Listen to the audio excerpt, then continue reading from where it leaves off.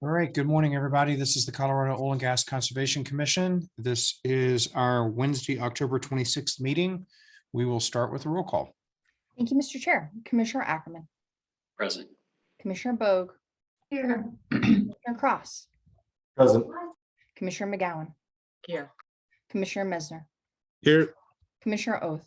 Commissioner Robbins. Here. Mr. Chair, you have 6 out of 7 commissioners present. Great, that's a quorum. Good to see everybody. We've got a busy agenda before us. We will start with commissioner comments. Does anyone have comments for the rest of us? All right, seeing no comments, we will move to consent agenda. We have a consent agenda before us. Does anyone have questions? Seeing no questions, do we have a motion to approve consent agenda? So moved. Second. Motion by Commissioner Messner, second by Commissioner Cross. All those in favor signify by saying aye. Aye. Aye. Well, any opposed? Motion carries. All right, we will move to our first docket, docket 2107-00115. This is Crestone Peak Resources operating the COSLET OGDP. We will need to bring the attorneys for both Crestone and the protestant to the fore.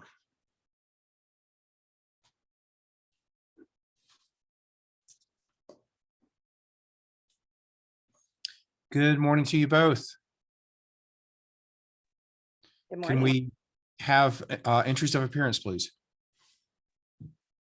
Yes, Chair. Good morning. This is Jamie Jose from Jose Synergy Law on behalf of Crestone Peak Resources Operating LLC. Good morning, Chair and Commissioners. Elizabeth Pranius here on behalf of the City and County of Broomfield. Great. So this matter was fully tendered at the last meeting. And then I believe there was direction from Commission for Ms. Jost and her clients to consider the proposed 8 additional COAs as proposed by the protestant. We did receive in our docket a response to the matters, the COAs. And so at this point, I believe it would be appropriate to hear from Ms. Jost and or her clients with regard to their response to the proposed COAs. Procedurally, does that sound about right, Ms. Jost? Yes, Chair. Thank you. And if I may, I'd like Ms. Larson to bring Mr. Nathan Bennett into the panel. Okay. And Ms. Pranios, just to give you a chance procedurally, does that sound about right too? Yes, thank you. All right, we're looking to bring in Mr. Bennett to the panel.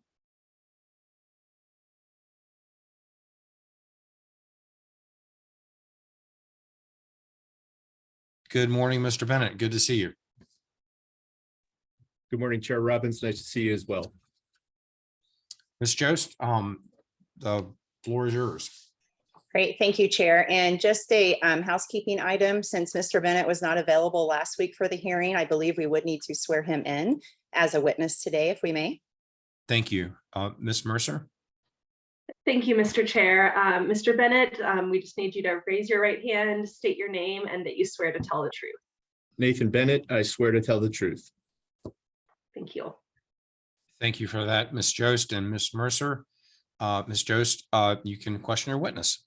Great. Thank you, Mr. Chair. And I do have a brief statement before we turn it over to Mr. Bennett, just about the communication that's occurred, and then another point with respect to Broomfield. So we want to just touch base and say again, thank you for hearing us again today. Last week, the chair tasked Crestone to review and analyze Broomfield's best management practices proposed at the end of the hearing. Ms. Pranos and I were in touch the evening of the hearing to confirm the specific BMPs for review. On Monday evening, I sent a table to Ms. Pranos that contained the BMPs, Crestone's position on each BMP, and the reasoning for Crestone's position. The Broomfield BMP table was also uploaded to the COGCC hearings e-filing system and was also provided to Mr. Maxey at Well County. Ms. Pranos and I discussed the BMPs yesterday as well. And as you know, Mr. Nathan Bennett is prepared to discuss these with the commission. Before we turn to the BMPs, Crestone believes it is important to note for the record that Crestone has attempted to work with Broomfield on the development of the unit since 2017. Through Crestone's early engagement with Broomfield regarding locations for the development of the unit within the city's boundaries, Crestone understood that Broomfield opposed development to those locations under any condition. Broomfield had the full opportunity to participate as a proximate local government in the consultation process leading up to this hearing and just did not do so. Throughout its formal petition, Broomfield has only requested a denial of the location, a location which is not within Broomfield's jurisdictional boundaries or within 2,000 feet of any Broomfield residents. It was not until the evening of October 19th, after a full day of hearing, and even then only as an argument in the alternative, did Broomfield raise the potential of proposed additional BMPs. Crestone has and will continue to engage, coordinate, and collaborate with its relative local governments and proximate local governments on the Cosley East oil and gas location and every location in Colorado. But it's also incumbent upon local governments to participate through the formal channels prescribed under your landmark mission change rules, and as this commission acknowledged last week.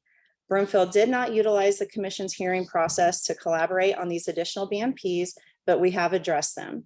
Crestone has engaged in several hours of analysis of the proposed Broomfield BMPs, and their analysis is set forth in the BMP table that you mentioned, Mr. Chair. I'm now going to go ahead and turn it over to Nathan Bennett to walk the commissioners through the BMP table, and I will take just 1 second to screen share the table so everyone can see it. Thank you, Ms. Jost, and good morning, commissioners.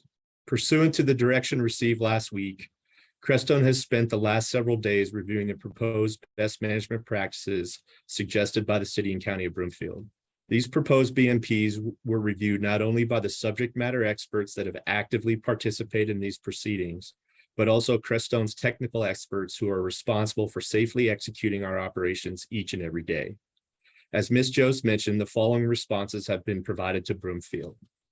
BMP number 1, install and operate community monitors for hazardous air pollutants in the residential neighborhood in Broomfield located within 2 miles of the pad. Consult with Broomfield on the design of the monitoring system and provide Broomfield with monthly monitoring reports. The distance from the Cosley East oil and gas location and the residential neighborhood located in the city and county of Broomfield traverses multiple land uses and other environmental influences that may impact monitoring results. These include, but are not limited to, an interstate highway, a junkyard, outdoor storage facility for recreational vehicles, a regional landfill, and existing oil and gas facilities that are not operated by Crestone Peak.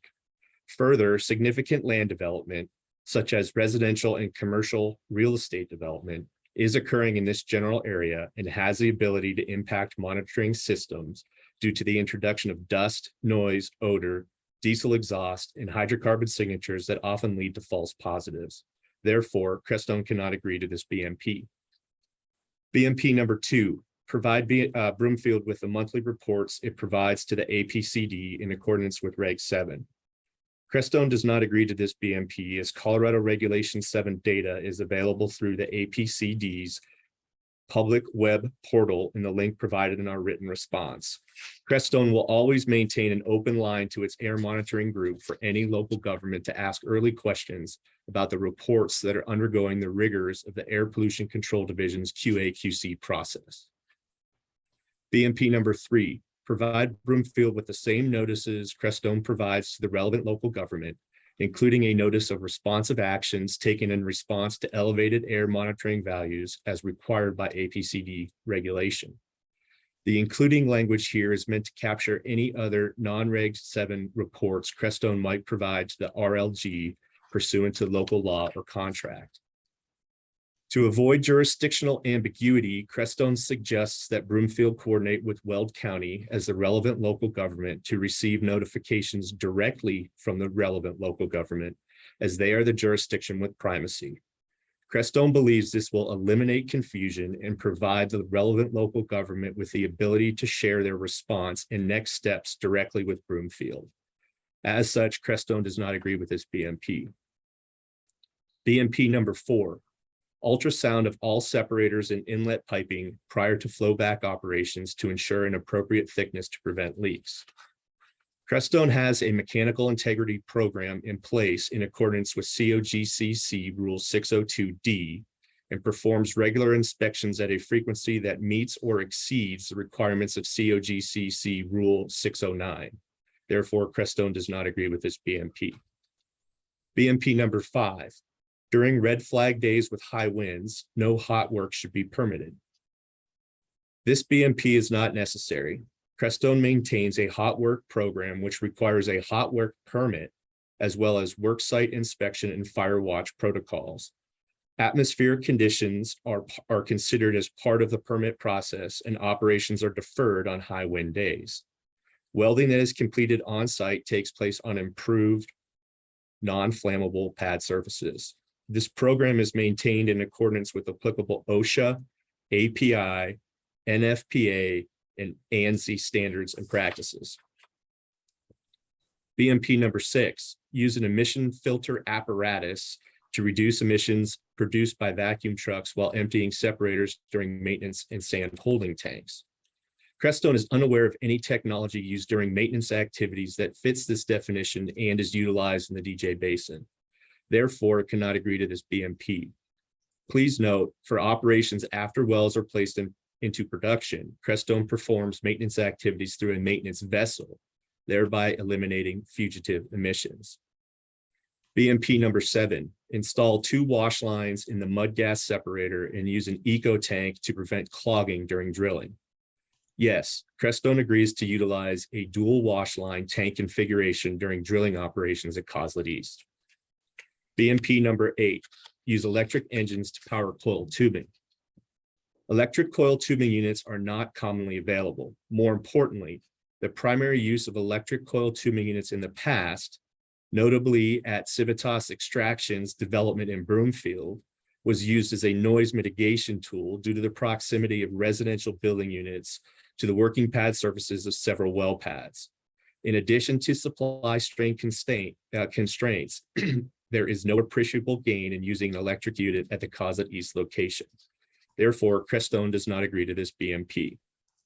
And lastly, BMP number 9, additional P&As. Civitas Crestone is aware of the immense community benefits that can be achieved through the plugging of eligible legacy vertical wells and maintains an active plugging and abandonment program. Civitas has plugged and abandoned more than 110 eligible legacy vertical wells in 2022 alone, and anticipates that number will grow to approximately 150 wells by year end. Further, Civitas has entered into a voluntary agreement with COGCC to plug and abandon more than 40 sensitive orphan wells not operated by Civitas that would otherwise be the responsibility of the state's orphan well program. However, Civitas also has resource limitations that require the company to prioritize its vertical well portfolio based on the most eligible candidates for plugging and abandonment. The company evaluates each well in its portfolio on a number of factors, including mechanical integrity, emissions, proximity to local communities, and production profiles or other factors in order to identify those high priority legacy vertical wells that should be plugged and abandoned in the near term. The 17 wells identified by Broomfield are not currently competitive with other higher sensitivity wells in our portfolio. Thus, we believe it to be in the public's best interest to allow us to focus our resources on higher priority P&A candidates in the near future, while continuing to evaluate our portfolio on a continuing and evergreen basis. Please note that Crestone has committed to plug and abandon 6 wells as part of the Coslet East development. On behalf of Crestone, we appreciate the additional time afforded to us to analyze the BMPs proposed by Broomfield. If there are no questions, I would like to ask Ms. Jost to provide any additional comments she may have. Thank you. All right, before we have Ms. Jost provide some final comments, let me see if there are questions from commissioners for Mr. Bennett. Commissioner McGowan. Thank you, Mr. Chair, and I thank you for taking time to look at the BMPs and provide additional information. It's helpful, and I think, you know, when I'm looking at what folks are asking for, some of what I'm looking for as a commissioner is what is being asked for unnecessary, unreasonable, taken care of in another set of rules or regs, or unreasonable. And I think that you've done a good job going through and explaining why some things might work or not work. And I'm appreciative of that. And this question, I apologize, not really for Mr. Bennett. I am wondering if Jason Maxey is available to talk about Well's willingness to sit down with Broomfield, if Broomfield wants to share information if it's provided from Crestone to Weld County. I think that was one of the first BMP requests, but I don't know if he's here this morning. Commissioner McGowan, I do not see Mr. Maxey in the meeting. Okay, so I mean, hopefully Broomfield's going to reach out to Weld, and I agree with what Crestone's saying, which is really that work needs to be done with the relevant local government, because that's where that reporting will go to.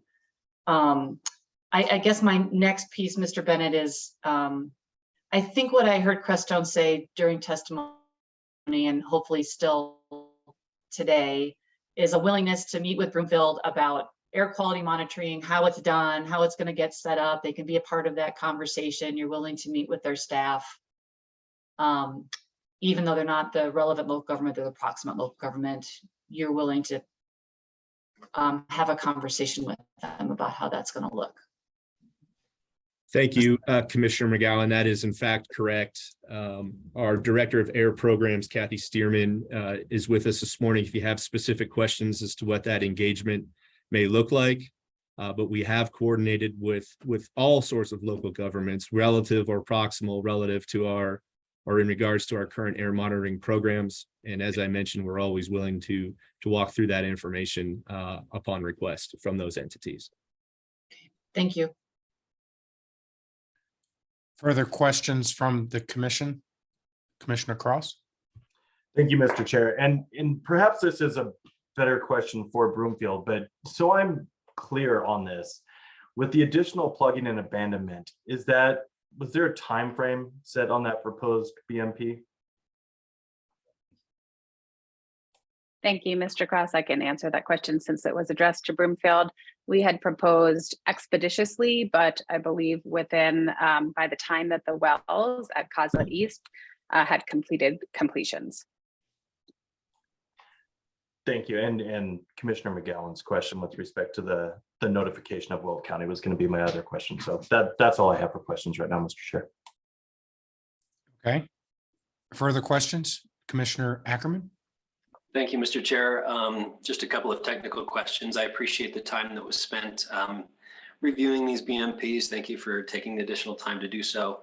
The first question has to do with the electric coil tubing.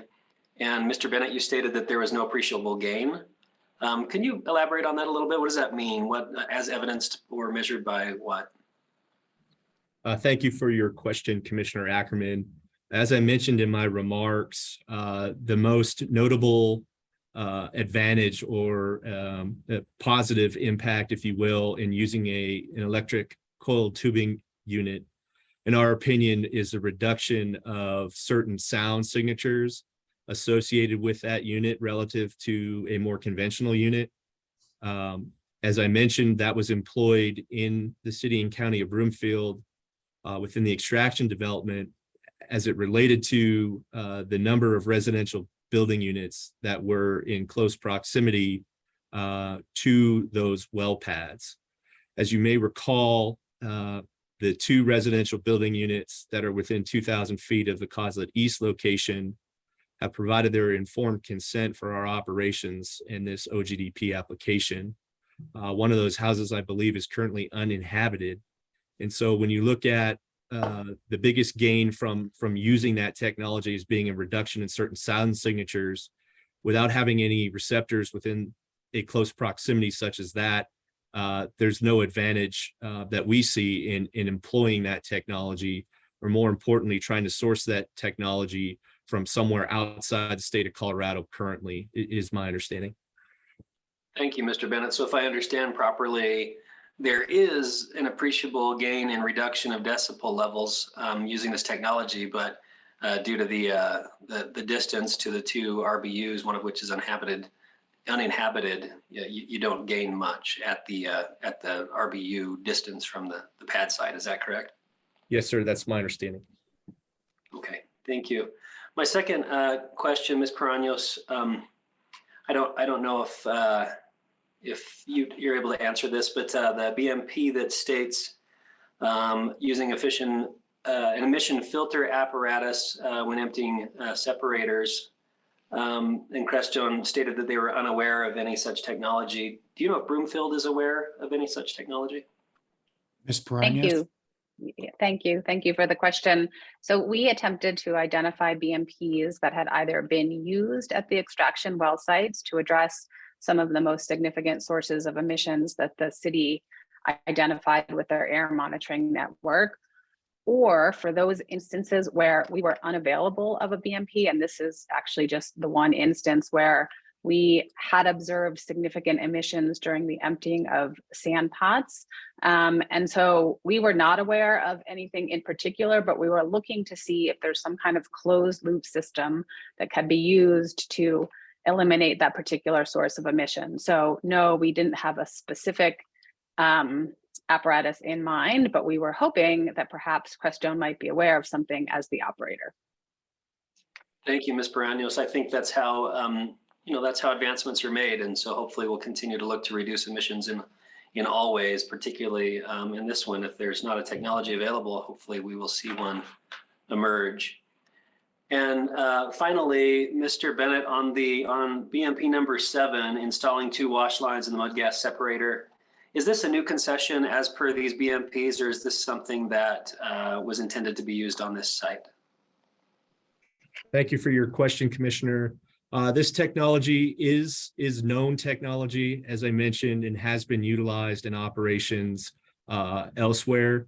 As for the deployment of this technology at the Coslet East location, I am not aware of any pre-existing plans that contemplated this use. And so this is definitely a best management practice that we are willing to agree to employ during drilling operations from this location. Thank you, Mr. Bennett. That's all I have, Mr. Chair. Thank you for your time to the panelists. Very good. Further questions for the panel?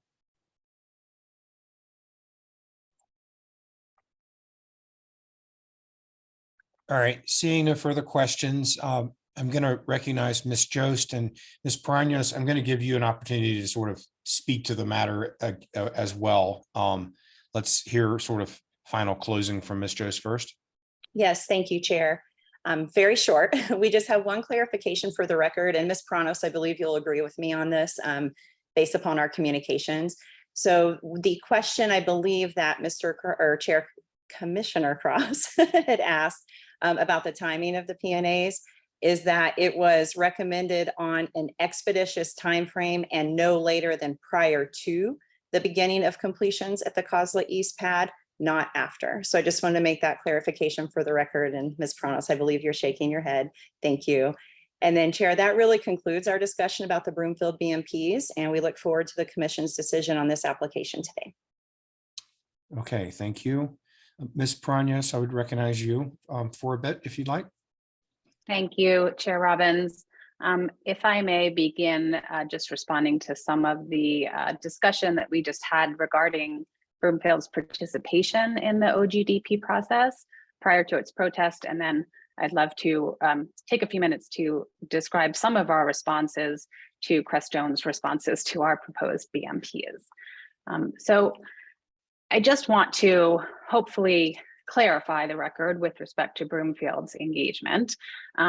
Everything that I am about to say was provided in our response statement and our response exhibits, but there seems to still be some misunderstanding with respect to Broomfield's participation. So just to quickly go through, when going back to the spring of 2020, when the Coslet East OGDP or location was before Weld County, that was, if we all can remember back that far, that was during the very beginning of the mission change rulemakings. And so the concept of proximate local government and relevant local government had not yet been crystallized. In fact, the staff, COGCC staff, had just barely begun to propose revisions to the 300 series where those definitions were updated. So that's just one point. Certainly going forward, Broomfield does plan to participate fully as a proximate local government in all proximate local government application processes. But at that point, that was just prior to those definitions being finalized. Secondly, we did engage in formal consultations with COGCC staff at the earliest opportunities, which was May 19th, 2021, following the receipt of Crestone's pre-application notice to Broomfield, and again on November 15th, 2021. And Nathan Bennett was invited to that meeting in November 2021. And this, the evidence for this are contained in exhibits Q, R, and T to our response statement. Broomfield staff also had multiple meetings with Crestone to discuss one of the BMPs that we're recommending again today to offset emissions from the proposed pad. And that's the plugging and abandonment of older, low producing, inactive, or orphaned wells that are located in Broomfield. And the documentation for that is contained in Exhibit V to our response statement. We also submitted public comments wherein we raised concerns regarding cumulative impacts in light of our health study that had just been released on May 24th. And I think just it's important to underscore the timing. So we were working on public comments. We were focused on the air emissions. At the time we submitted the public comments, we had not taken a formal position yet on whether or not the COGCC should approve or deny the Coslet East pad. And that's because the city was still digesting the information that's contained in the OGDP application, which is all of the BMPs that Crestone had proposed, as well as analyzing the location of residential parcels to the Coslet East pad, and also digesting the findings of the health survey, which just came out during the public comment period. So as it turned out, once the city had gone through that process, the city determined that it was just not able to support the Coslet East pad due to the findings of that health study, wherein, as you know, health impacts were observed, were reported in residents within 1 mile and children within 2 miles of multi-well unconventional oil and gas facilities. So that's just in terms of process. I just wanted to make all of that clear. With respect to the BMPs, we greatly appreciate Crestone's review and their responses. We suggested BMPs that, as I noted, were to address the significant sources of emissions that Broomfield detected at the extraction well sites. And that's just a critical point because the extraction well sites were designed and operated in a very similar manner that Crestone is proposing to design and operate the Coslet East pad. So in other words, many of the key BMPs that were used at the extraction well sites, Crestone will use at the Coslet East pad. That includes electric drill rigs, that includes closed loop flowback operations. So there were basically just a few kind of low-hanging fruit that we were trying to address with the BMPs. So going into those specifically, we just have kind of a few areas of response to what Crestone has provided thus far. We feel strongly that community monitoring is an important way to leverage state-of-the-art technology to identify whether or not there's any threat to public health at a particular location. So here we're proposing at the residential neighborhood that's within 2 miles of the Coslet East pad and 2 of the extraction well sites in Broomfield. We believe that it is possible to isolate oil and gas sources from other sources by looking at the gas signature. And this is what Broomfield has done with its air monitoring. And so to the extent that there's other potential sources of hydrocarbons and hazardous air pollutants in the area, whether that's from residential development or construction, as Crestone has noted, we think it is entirely feasible with current technology to differentiate emissions from a construction source or a landfill from an oil and gas facility.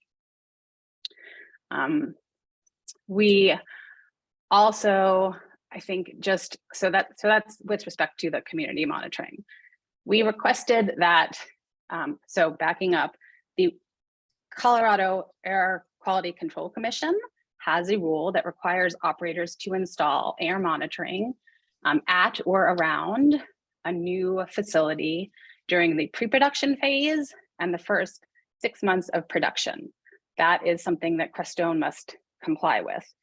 Pursuant to that rule, the operator provides monthly reports of its air monitoring data to the Air Pollution Control Division. In those reports contain a summary of the monitored air quality results, results of speciated or other samples of chemical constituents identified by the Air Pollution Control Division, and responses to elevated levels of emissions if the operator took any of those. So what we had asked for is, and local governments have the opportunity to request those monthly reports from the Air Pollution Control Division. Crestone noted that rather than Crestone providing those reports to Broomfield, we should just download them from the publicly available database. That database does not provide those monthly reports in a timely manner. So there are reports that Extraction, for example, provided to the Air Pollution Control Division for its air monitoring network back in the spring that are still not available on that public portal.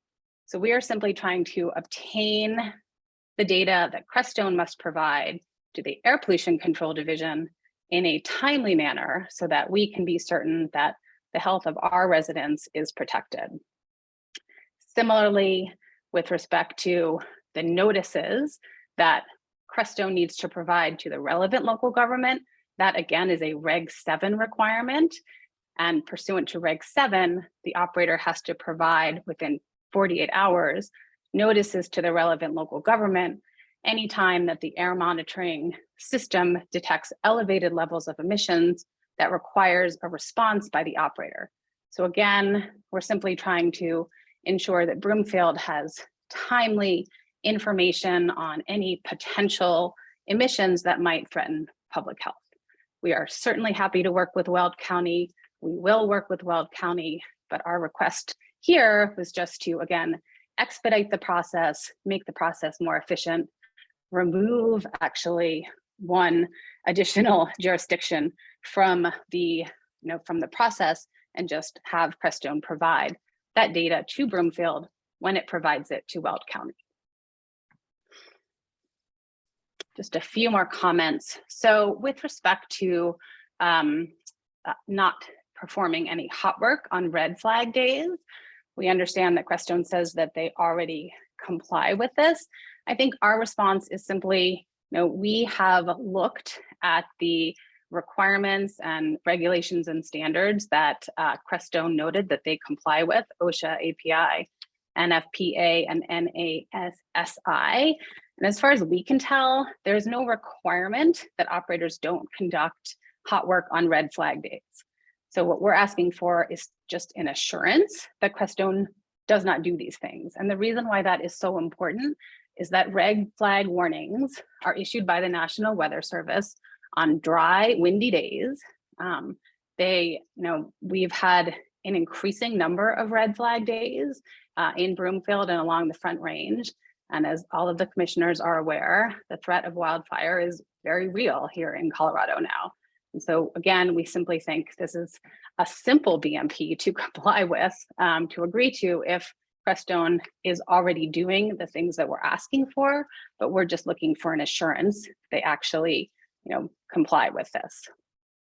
And then lastly, with respect to P&Ing wells, we appreciate the P&Ing work that Crestone is doing with respect to this application and is doing throughout the state of Colorado. We did have lengthy discussions with Crestone regarding P&ing additional wells that are in Broomfield, and it's those wells that we're still interested in having Crestone sort of push up in their time frame. And again, that's because the wells are in Broomfield. We'd like to see some offset of the emissions from the Coslet East pad. And so P&ing a handful of wells in Broomfield as opposed to in Weld County or elsewhere would again help us feel a little bit better about the emissions that will occur from the Coslet East pad. And I'm happy to answer any questions that the commissioners have. Thank you for that. Questions for Ms. Paranos?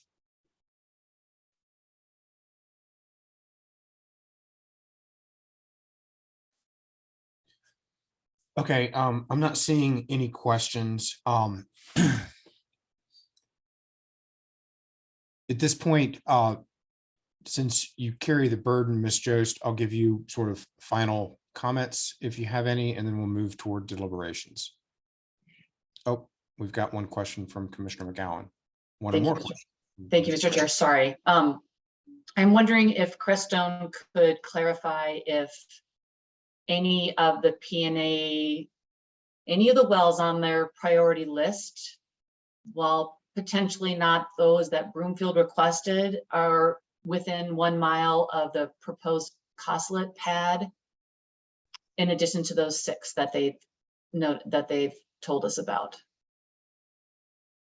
So while it might not be those Broomfield ones or any of the on your priority list within kind of the catchment area of the Coslet pad, do you know? And you might not know off the top of your head. Thank you for the question, Commissioner McGowan. What I do know off the top of my head is that of the 6 wells that we have committed to P&A as part of these proceedings, 4 of those are located in the city and county of Broomfield. The remaining 2 are located in unincorporated Weld County. Okay, thank you. Okay. Ms. Jost, I was going to give you a slight bit of time. Do you desire to make any final comments? Thank you, Chair. Just very, very brief on final comments. I guess I would just like to say that, we respect Ms. Pranos and Broomfield's statements today and appreciate the feedback on these. We have submitted the BMP table. I believe that would also be part of the record. On the BMP table, it does note that Crestone is committing to the hot work days. So there is assurance in this record. It doesn't need to be a BMP, but there is an assurance in the record with respect to the table as part of this hearing. And with that, we would just respectfully request approval of this application, and we thank everyone for their time and consideration on this. Okay. With that, commissioners, I believe that the next step is to close the record. AAG Mercer, can I close the record by just saying I'm closing the record, or do we need to do more? We'll need a motion and a second and a vote on that. Do I have a motion to close the record? So moved. Second. Motion by Commissioner Cross, second by Commissioner Ackerman. All those in favor signify by saying aye. Aye. Okay. Any opposed? All right. The record is now closed. We will now move to deliberations. With regard to deliberations, commissioners, I find myself in a similar spot to where I was last week, which is that at the end of the day, I believe that the applicant has met its burden of proof and that the matter ought to be considered approved. I would agree with the additional condition of approval that Crestone has agreed to. I would also sort of point out for everyone listening in that this was our first opportunity to have a proximate local government be involved in an OGDP. I think we have found some bumps in the road. I think that this could have been a little more successful had the proximate local government been involved in not only just like, no, don't do it, but also be involved in, but if you're going to do it, here are a lot of good ideas that ought to be involved in the narrative very early on. So that's the lesson learned for the proximate local government. I'm not casting aspersions or otherwise. I'm just saying that as we move forward, that might be a more prudent way for the proximate local government to be fully involved in the application. To the operator, I'm a little disappointed that some of the proposed recommendations, in particular those regarding notices that are not within our regulatory authority. So some of the notices are from AQCC. Number 3, and I believe maybe it's number 4. But anyway, there was a couple of times in which I believe that the proximate local government sensibly and reasonably and necessarily asked for some additional notices because either the notice gets stale or the relevant local government gets it, the proximate local government does not get it.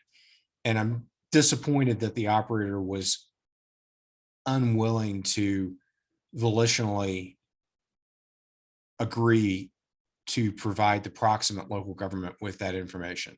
That doesn't seem fair to me. Having said that, I don't have a rule that I can like tack that onto in terms of a condition of approval. And so I'm not going to get outside of our sandbox, and I don't believe we've got the ability to sort of tack those things on. But I am expressing my disappointment in the operator. So those are my initial thoughts in deliberation. Others with thoughts? Commissioner Messner? Thank you, Mr. Chair. Wise words. I appreciate your thoughts there. I think those are a lot of the things that I was thinking as well. I mean, ultimately here, we're applying this application, this OGDP, to our rules.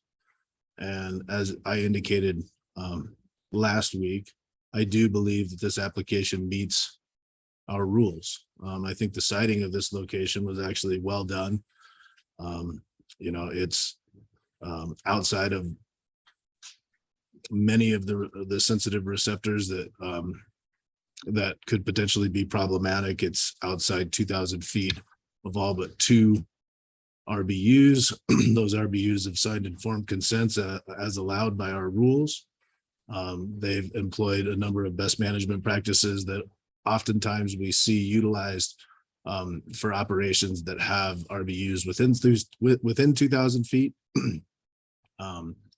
And there's a lot of things that I appreciate about this. I do think that there was some opportunities missed on both sides. And I always encourage people to take advantage of those opportunities, primarily to find ways to communicate and collaborate and try to be good neighbors. But at the end of the day, this application meets our rules. And so I will be voting in support of this application. Thank you, Commissioner Messner. Others with deliberative thoughts? Commissioner Cross? Thank you, Mr. Chair. I just want to quickly say that I indicated last week, similar to Commissioner Messner, I believe that, especially when you look at the BMPs here, I believe this is an approvable project. Especially when, just reiterating what I said last week as well, when CDPHE comes in and says that they believe that the BMPs properly protect public health, welfare, safety, wildlife, and environmental resources. With respect to the discussion of the BMPs, I'll first off say I'm glad that the parties took time to talk and to provide us a little bit more information. It was good to see this table because admittedly, as I was trying to frantically take notes last week when the BMPs were listed and some of the comments were made, I was not writing this fast as I would hope to. So this was helpful just to provide this in sort of a way that could easily be broken down. And I'm glad to see that Crestone is willing to take on one of the BMPs suggested. With respect to your comments, Mr. Chair, about the notice provision, I kind of went back and forth on those because in some of my prior practice, a lot of times you'd get groups that would want specific notification, but it was things that were provided publicly and filed publicly with groups such as BLM and things like that. And so the additional onus on an operator to do work that is already publicly available was kind of an unnecessary step. But I also do recognize Ms. Parenis's comment that this doesn't get loaded publicly right away. And maybe it's the state resources versus some of the federal and how things are filed, but I did appreciate that. And so, like I said, I went back and forth on a little bit because it does seem a little redundant to provide notice that is publicly available. But I do understand the delay in it. And so I would have liked to see some agreement on providing notice that would be publicly available anyway. It's not as though it's something that's confidential or anything like that. So it would have been good to see that, and it would have been good to see Mr. Maxey here today, recognizing he doesn't need to be here today, but it would have been good to get Weld County's comments as well about working with Broomfield and the operator on any notices provided to them as well. Bottom line, I do think this is an approvable project. I do think that there are significant BMPs that do adequately protect public health, welfare, safety, wildlife, and environmental resources. And so I will be voting in approval.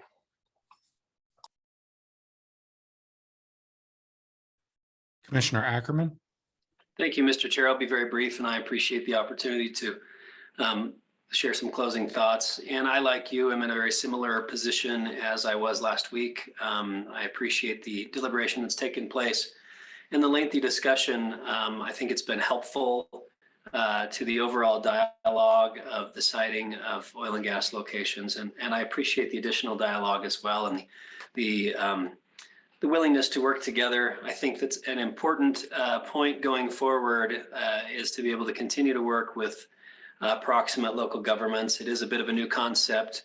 And I would agree with you. I also had in my notes to bring this up in my deliberative comments that, being a proximate local government is given some standing in our regulations. And I do think it's a reasonable request for a proximate local government that can demonstrate reasonable potential impact near a development to make some asks. And I do think those asks can reasonably include information that may be provided elsewhere in order to more expeditiously inform those proximate local governments. So I appreciated your comment there, and I wanted to go on record as saying that I do think that's a reasonable ask for a proximate local government. That said, I wanted to reiterate my comments from last week that,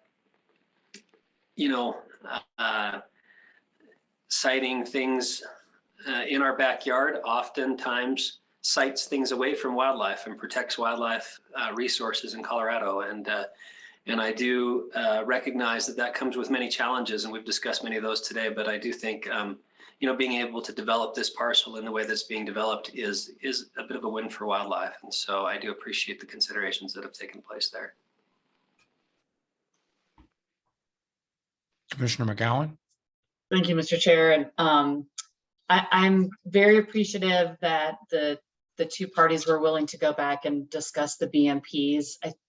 I know this was a rough start, and the first time that we've kind of really dealt with proximate local governments head on, where there's a petition or a protest. I think it's important that we listen to those that we are next door neighbors to. I mean, that's the reason that we added the proximate local governments and taking their feedback.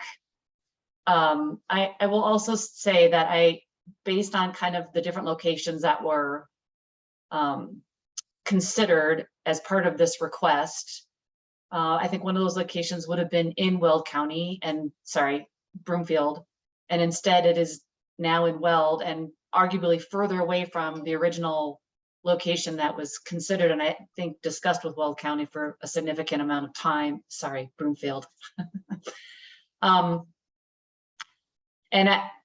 while Broomfield might be frustrated, I think that this location is more protective than some of the other sites that have been considered.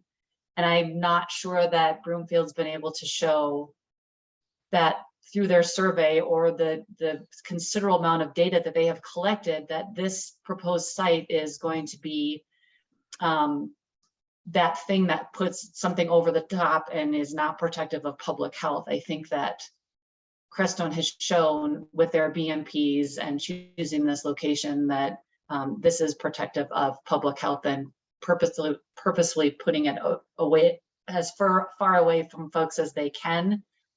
That being said, I'm hoping that when we approach this again, when we have proximate local governments with concern, that there's going to be conversations at the front end instead of the back end. And to Commissioner Robbins' point, it doesn't mean that a proximate local government can't oppose or be concerned about where a proposed location is going to go. But it would be nice to know that a plan B has been contemplated, that if the bars have been jumped over and the hoops jumped through, what is the plan B? And are you working with the operator ahead of time to try to work out some things that you're concerned about and get those BMPs put into the request?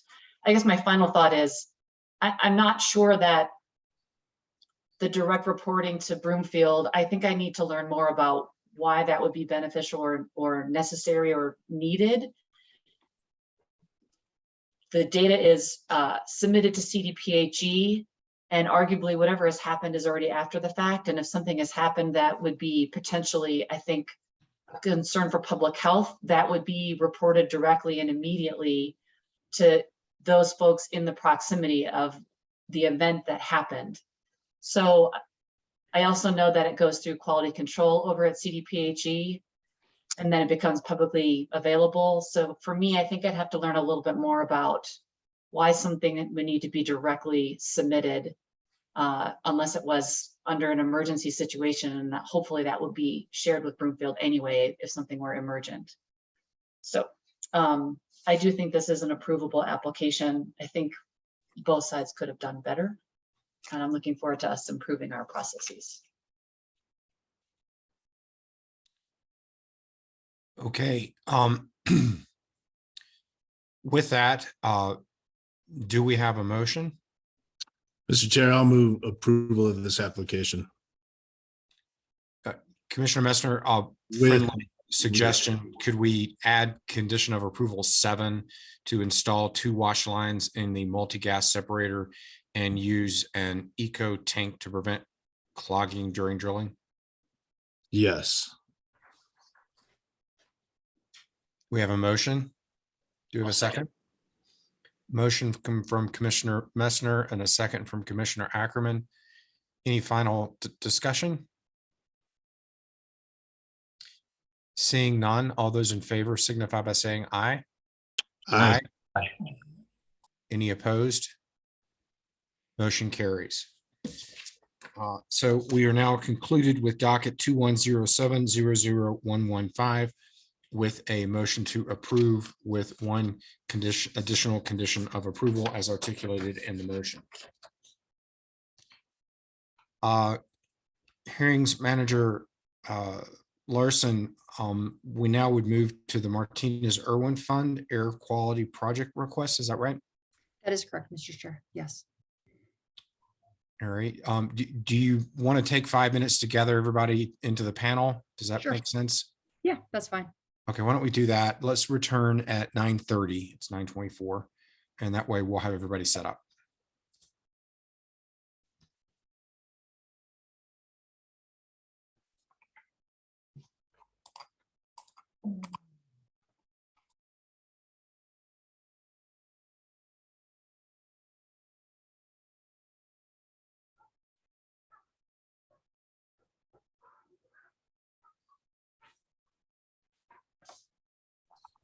Mr. Chair, I'm here. I'm just going to be with video off. Very good, Commissioner Messner. Understood. We're waiting on a couple of other commissioners to rejoin. There they are. All right. We now will take up what is labeled docket Martinez-Irwin Fund Air Quality Project requests. Hearings Manager Larson, do you want to set the stage for us? Certainly, Mr. Chair. So Commissioners, on August 31st of this year, you heard from Sarah Bartlett of Potential Energy Consulting and from Kate Fury of the Air Pollution Control Division. They presented to the Commission on the status of various air quality projects that had been funded through the Martinez-Irwin Fund. At the time that they made their presentation, they also made a request for the funding of 4 additional projects. The Commission asked that we collect presentations from the project leads that have already been sponsored through the Martinez Urban Fund and have those presentations delivered before you came back and reconsidered the requests from Ms. Fury and Ms. Bartlett. In October, you've heard from the project leads, and you will continue to hear the final 2 presentations from those project leads this morning. We wanted to bring back to you this morning, before we heard from the remaining projects that have been funded through the Martinez Fund, we wanted to bring back Ms. Fury and Ms. Bartlett to make their requests again for the projects that they first brought to you in August. And I just wanted to emphasize, before I turn it over to Ms. Fury and Ms. Bartlett, the importance of these projects that they're requesting funding for, and in particular, how these projects are critical to the mission of COGCC, and also the relationship that our agency has with CDPHE. These projects are integral to the success of both agencies, and we believe that these projects will help us continue to make progress toward our shared goals and objectives. As I said, Ms. Fury and Ms. Bartlett will be making a brief summary this morning, brief presentation of the asks that they first brought to you in August. And in that presentation, they'll be addressing some of the questions that commissioners had at that time. At the conclusion of their presentation, we hope that the commission will take up the requests to fund these projects. And I'm available for any additional questions you may have after their presentation as well. So with that, I can turn it over to Ms. Fury and let you take it from there. Sure. Good morning. And Mimi, do you want me to run the slides, or do you want to run them? It's up to you, whatever you prefer. I don't have the slides, so it may be preferable for either you or Ms. Bartlett to do. There we go. It looks like Ms. Bartlett is running the slides. So good morning, commissioners. Thank you for the opportunity to kind of refresh your memory about the request that we made originally in August, and to answer some of the questions that you have remaining. So we can go to the next slide. So just a reminder that we have the 4 projects that were coming. I'm going to talk to you about the CAMEL continuous BTEX analyzer, as well as the Moose LiDAR wind profiler system. So just a quick reminder that the CAMEL is our trailer, our monitoring trailer that we put out usually during pre-production. We leave it at a facility for weeks or maybe months at a time. It does require external power, and it has some drawbacks. So currently, the equipment that we have that processes or measures VOCs can only do it at a 1-hour time resolution, and that prevents continuous reporting of pollutant concentrations. It also has proprietary software that kind of limits the amount of customization that we can do for these measurements. So we're proposing to purchase an additional analyzer, an aroma analyzer, which will allow us a 10-minute time resolution and also allow us to have more customization over the programming. And then this analyzer is specifically for oil and gas associated VOCs, such as BTEX. And then the real-time data is streamed on a server at any time resolution. So our proposal is to keep the current equipment and then add the aroma analyzer, and that will help us minimize the downtime of the CAMEL and allow for measurements at various time resolutions, so that we'll be able to do repairs on one of the analyzers and keep the other one up and running. And this is supportive of COGCC's mission by advancing the understanding of air quality emissions and exposures from oil and gas activities, specifically those pre-production emissions, which seem to be of great concern. Next slide.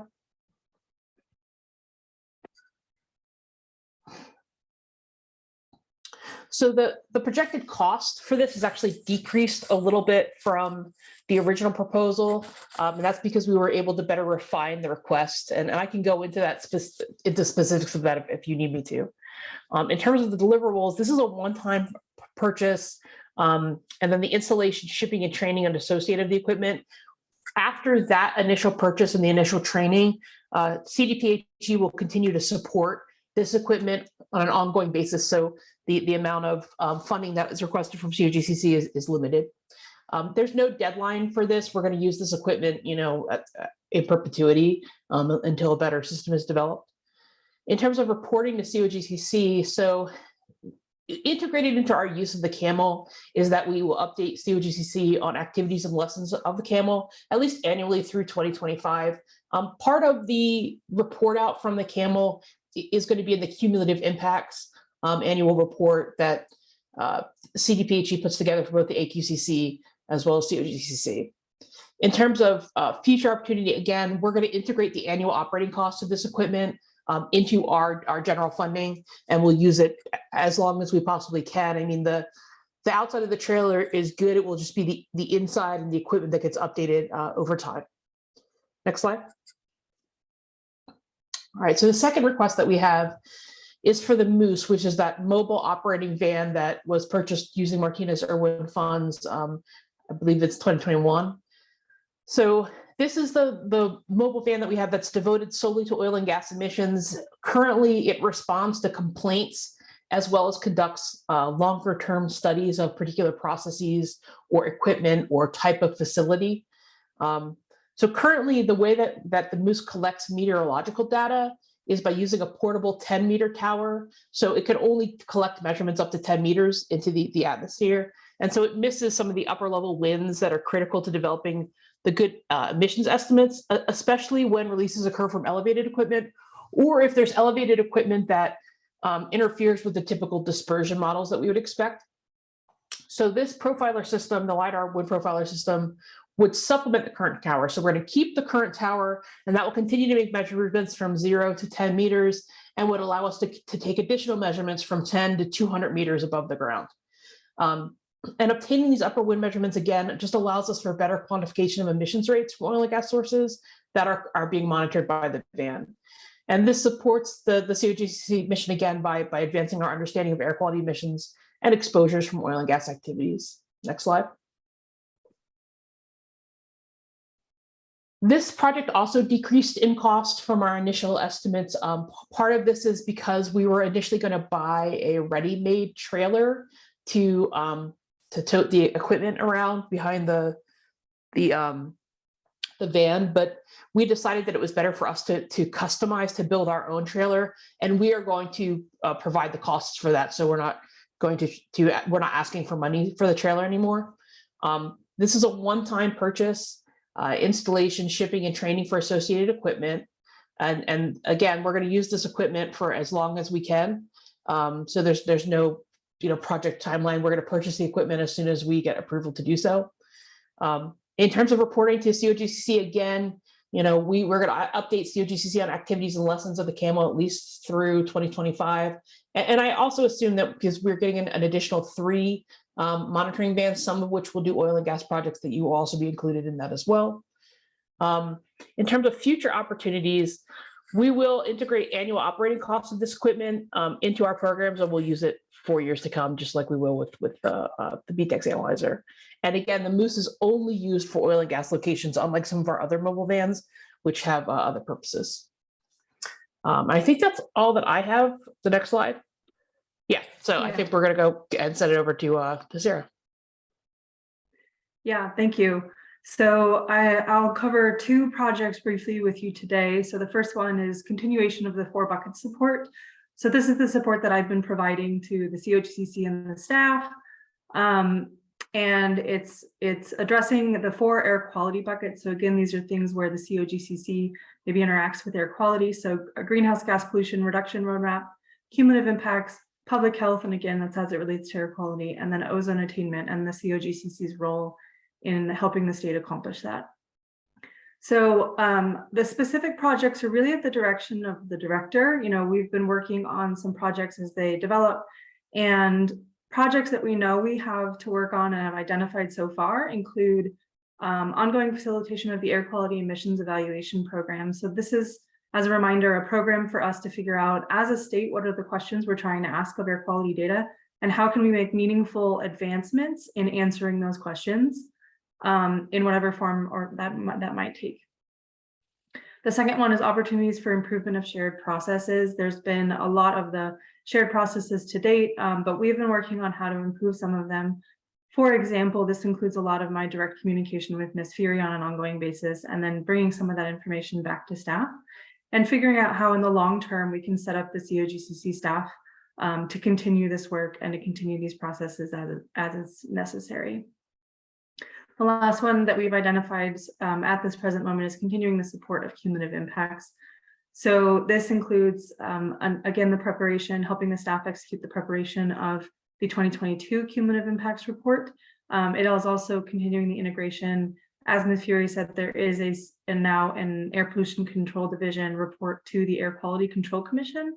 So how that report, that cumulative, it's not called the cumulative impacts report necessarily, but it sort of is, how that report interacts with our cumulative impacts report and how we can continue that ongoing execution as well.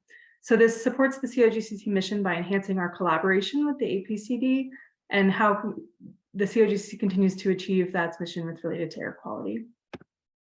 This is a project costs $240,500. The deliverables are really as directed by Director Murphy, but for example, facilitate communication and collaboration efforts between the agencies, continued work with Ms. Fury as well as the staff, and execution of deliverables such as the cumulative impacts report and the next project that I will review with you. This project timeline with this cost is an extension of my work, as I mentioned.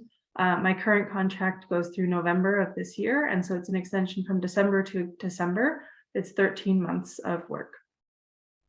How will you guys be hearing about this ongoing of this work? General updates to you as requested or as an annual basis. There are additional projects or other things where you might hear from me or about the projects that we work on as they come up. So for example, you'll hear from staff when the cumulative impacts report is finalized. Also necessary updates for the projects in the emissions evaluation program, such as the next project I'll discuss. So the future opportunity kind of the fund, that's what this is really for, is future opportunities of the fund are within the agencies. This project is really might include additional identification of projects from Martinez Irwin. So the intent of some of the work is to look at, as I mentioned, these meaningful projects to advance these concerns around air quality. And as we identify maybe some meaningful projects, it might facilitate additional requests of the fund. Again, long-term as well, there's a lot of the work that I'm trying to do to set up some processes or figure out some of these kinks, that the idea of long-term is to transition this work to full-time COGCC staff. Moving on to the next project, Reg 7 air monitoring data compilation and review. So the Reg 7 air quality monitoring, we heard a little bit about this morning, but a series of reports that are submitted to the APCD on spreadsheets via email. And the idea is, how can we improve this process? How can we make it more timely? And how can we continue to learn from the data that is in those reports? There's a lot of data that has been collected. Data started being collected May of 2021. So what is in that data? What can we learn from it? And then how can we improve the process to make it more efficient for the APCD, which results in data that's more readily available and more quickly available to the COGCC and other interested parties. So this was scoped collaboratively between the COGCC and the APCD, really looked at shared needs and shared interests for this data, and worked with Ajax Analytics to refine and finalize the scope. Again, it's compiling the Reg 7 documents into a consolidated data set, and it's creating the systems to support, really streamlining everything we have there today. I think I already covered much of the other information. So how does this support the COGCC's mission? Well, it's beginning to understand what there is to learn from the current Reg 7 air quality information and to begin the steps to improve our access to this information going forward. So the idea is we start learning and we continue really learning from this data. This project is just shy of $650,000. And again, the project deliverables, there's a lot of work to consolidate this data set. The contractor, so Ajax, has agreed to provide us some supporting documents on how it was done, and then so that we can maintain it from the APCD going forward. We've have a report where we will ask questions of the data and ask them to answer those questions, and then recommendations to support long-term maintenance of the data set. I am going to jump to the future opportunity here and really get with that. So when we talk about this long-term maintenance of the data set, it's how does the APCD keep up with a lot of this work? There is a current backlog of the QA/QC process. And so the idea is let's keep up with it and let's try to make it more efficient. Not only that is how can we make maybe larger changes or recommend some larger changes or opportunities that may even make this overall more much quicker, much more efficient. So this is providing some of those recommendations or opportunities for the APCD to consider. Depending on what those recommendations are, the APCD I think has several things they can do with it. Some of them might be really easy internal shifts, changes, etc. Others might require more robust stakeholder engagement and may or may not require rulemaking to the existing Reg 7 requirements. The APCD is also planning and invested in supporting this going forward. They are working on allocating staff, and they're looking at overall organizational changes and some changes to the staff allocated to this project to hopefully, again, help keep up with this data long term. Let me just hit the last couple of things here. So our project timeline from execution, we expect to be about 9 months. It is 32 work weeks, but I did add a little bit of adjustment in there for holidays or other things that we might have. And then how to report it out to you. Definitely report an update upon completion. We have this set up in 3 phases, and there's a phase in the middle that kind of says, hey, we're testing our waters, we're seeing how it's going. Is it going well, or is there something that came up that we think we need to make a change? If that results in that change, that will be something that we bring back to the commission to discuss going forward. So the last slide here before I close it and return it back to Ms. Larson is just a summary of the request for these items. It is just under 1 point, sorry, I had to list in another location, 1 second. The total for all of these is $1,173,700. I know, oh, sorry, I know that's a significant amount of money, but we do believe this will bring some really great results and quality product. So with that, I will turn it to Ms. Larson for any last comments and next steps. Thank Ms. you, Larson. Bartlett. Thank you, Mr. Chair. Thank you, Ms. Bartlett and Ms. Fury. That concludes our presentation. Commissioners, we are available for questions. So, Ms. Larson, there was another matter that was agendized with regard to the website. Did you want to speak to that at all? I'm happy to speak to that now, yes, if you'd like to. So commissioners, we also had on the agenda for your consideration a request from staff for Martinez Irwin's funds that would allow us to begin the scoping work on redevelopment of the COGCC website. Upon further consideration, staff has elected to withdraw that request. We are going to explore other opportunities for funding, and Ms. Castle is in the meeting, and she can certainly speak to that further if she would like to. Ms. Castle, did you want to elaborate, and do you want to identify yourself for the record? You're muted. I think you're, there you go. Can you hear me now? Yes. Perfect. So thank you for that question. So yes, we are withdrawing this proposal at this time in lieu of statutory accessibility requirements that we are interested in reevaluating and how they would be aligned with moving forward on a website, let's call it a reboot or refresh. And we do believe that is critical to our mission in protecting public health, safety, welfare, wildlife, and the environment. And at this time, we would really welcome your thoughts on what you think the website should be and how it would serve if it had such a refresh. If you have any initial thoughts from commissioners to share that, and we would welcome that feedback too. But we will be looking at this as a future project moving forward and how we can also look at funding mechanisms for it. Okay, so we'll consider that matter tabled for today's purposes. So I think at this point, commissioners, we've got the 4 proposals before us. Does anyone have questions?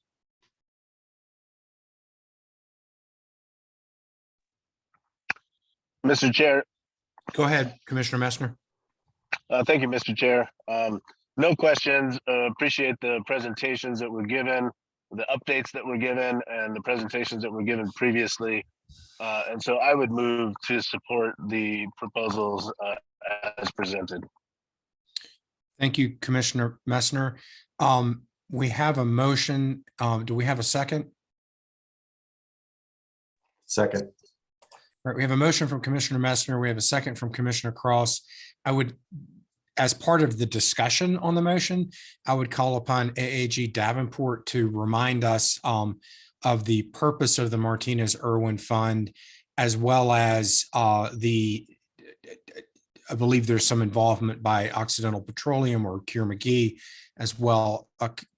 AAG Davenport, could you provide that additional information just so that everybody that's listening in understands what it is we're potentially doing?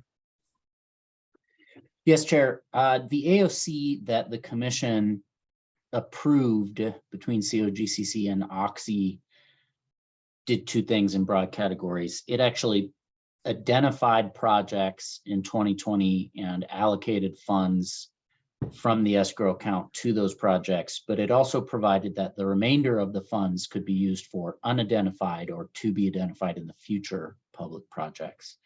And paragraph 3I of the AOC provides that the remaining funds in the escrow account may be used to fund additional public projects that would protect or otherwise aid the COGCC in funding its mission, in fulfilling its mission to protect public health, safety, welfare, the environment, and wildlife resources. That same paragraph goes on to provide that no public project will be funded from the escrow account unless COGCC and Kier McGee or OXY both agree to fund the public project out of the escrow account. Is that what you were looking for, Chair? Yes. Thank you. With that clarification in terms of what the fund is and how it is to be utilized, we do have a motion from Commissioner Messner to approve the 1, 2, 3, 4 projects and a second from Commissioner Cross. Is there further questions? Seeing none, all those in favor of the motion signify by saying aye. Aye. Aye. Any opposed? Motion carries. Thank you, Ms. Fury. Thank you, Ms. Bartlett. Thank you, Ms. Larson, and to everybody else. We do appreciate that. I believe that matter is now taken care of, with noting that the COGCC website redesign is being tabled. At this point, Ms. Larson, we have the Martinez-Irwin Fund presentation on remote sensing and methane emissions reduction. Is that right? That is correct. Ms., and I will not pronounce her name correctly, I believe it's Rostashova. We are looking for her and we'll bring her in just a moment. Ms. Amaro can correct me, but I'm not seeing our next presenter in the hearing at the moment, nor am I seeing Ms. Smith, who would be presenting at 11. We can do one of two things, Mr. Chair. We could take a few-minute break while we contact Olga to see if she's able to jump on a little early and be able to present. And I can check in with you all in about 5 minutes and let you know how we're doing on that. Well, why don't we do this? Let's just take our morning break now and let's take 15 minutes and let's return at 10:10 and then we'll see where we're at. Perfect. Thank you.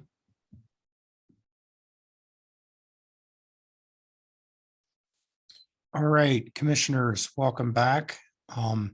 Would note for the record that Commissioner Messner is not able to attend the rest of the meeting, excused from the meeting, which is fine.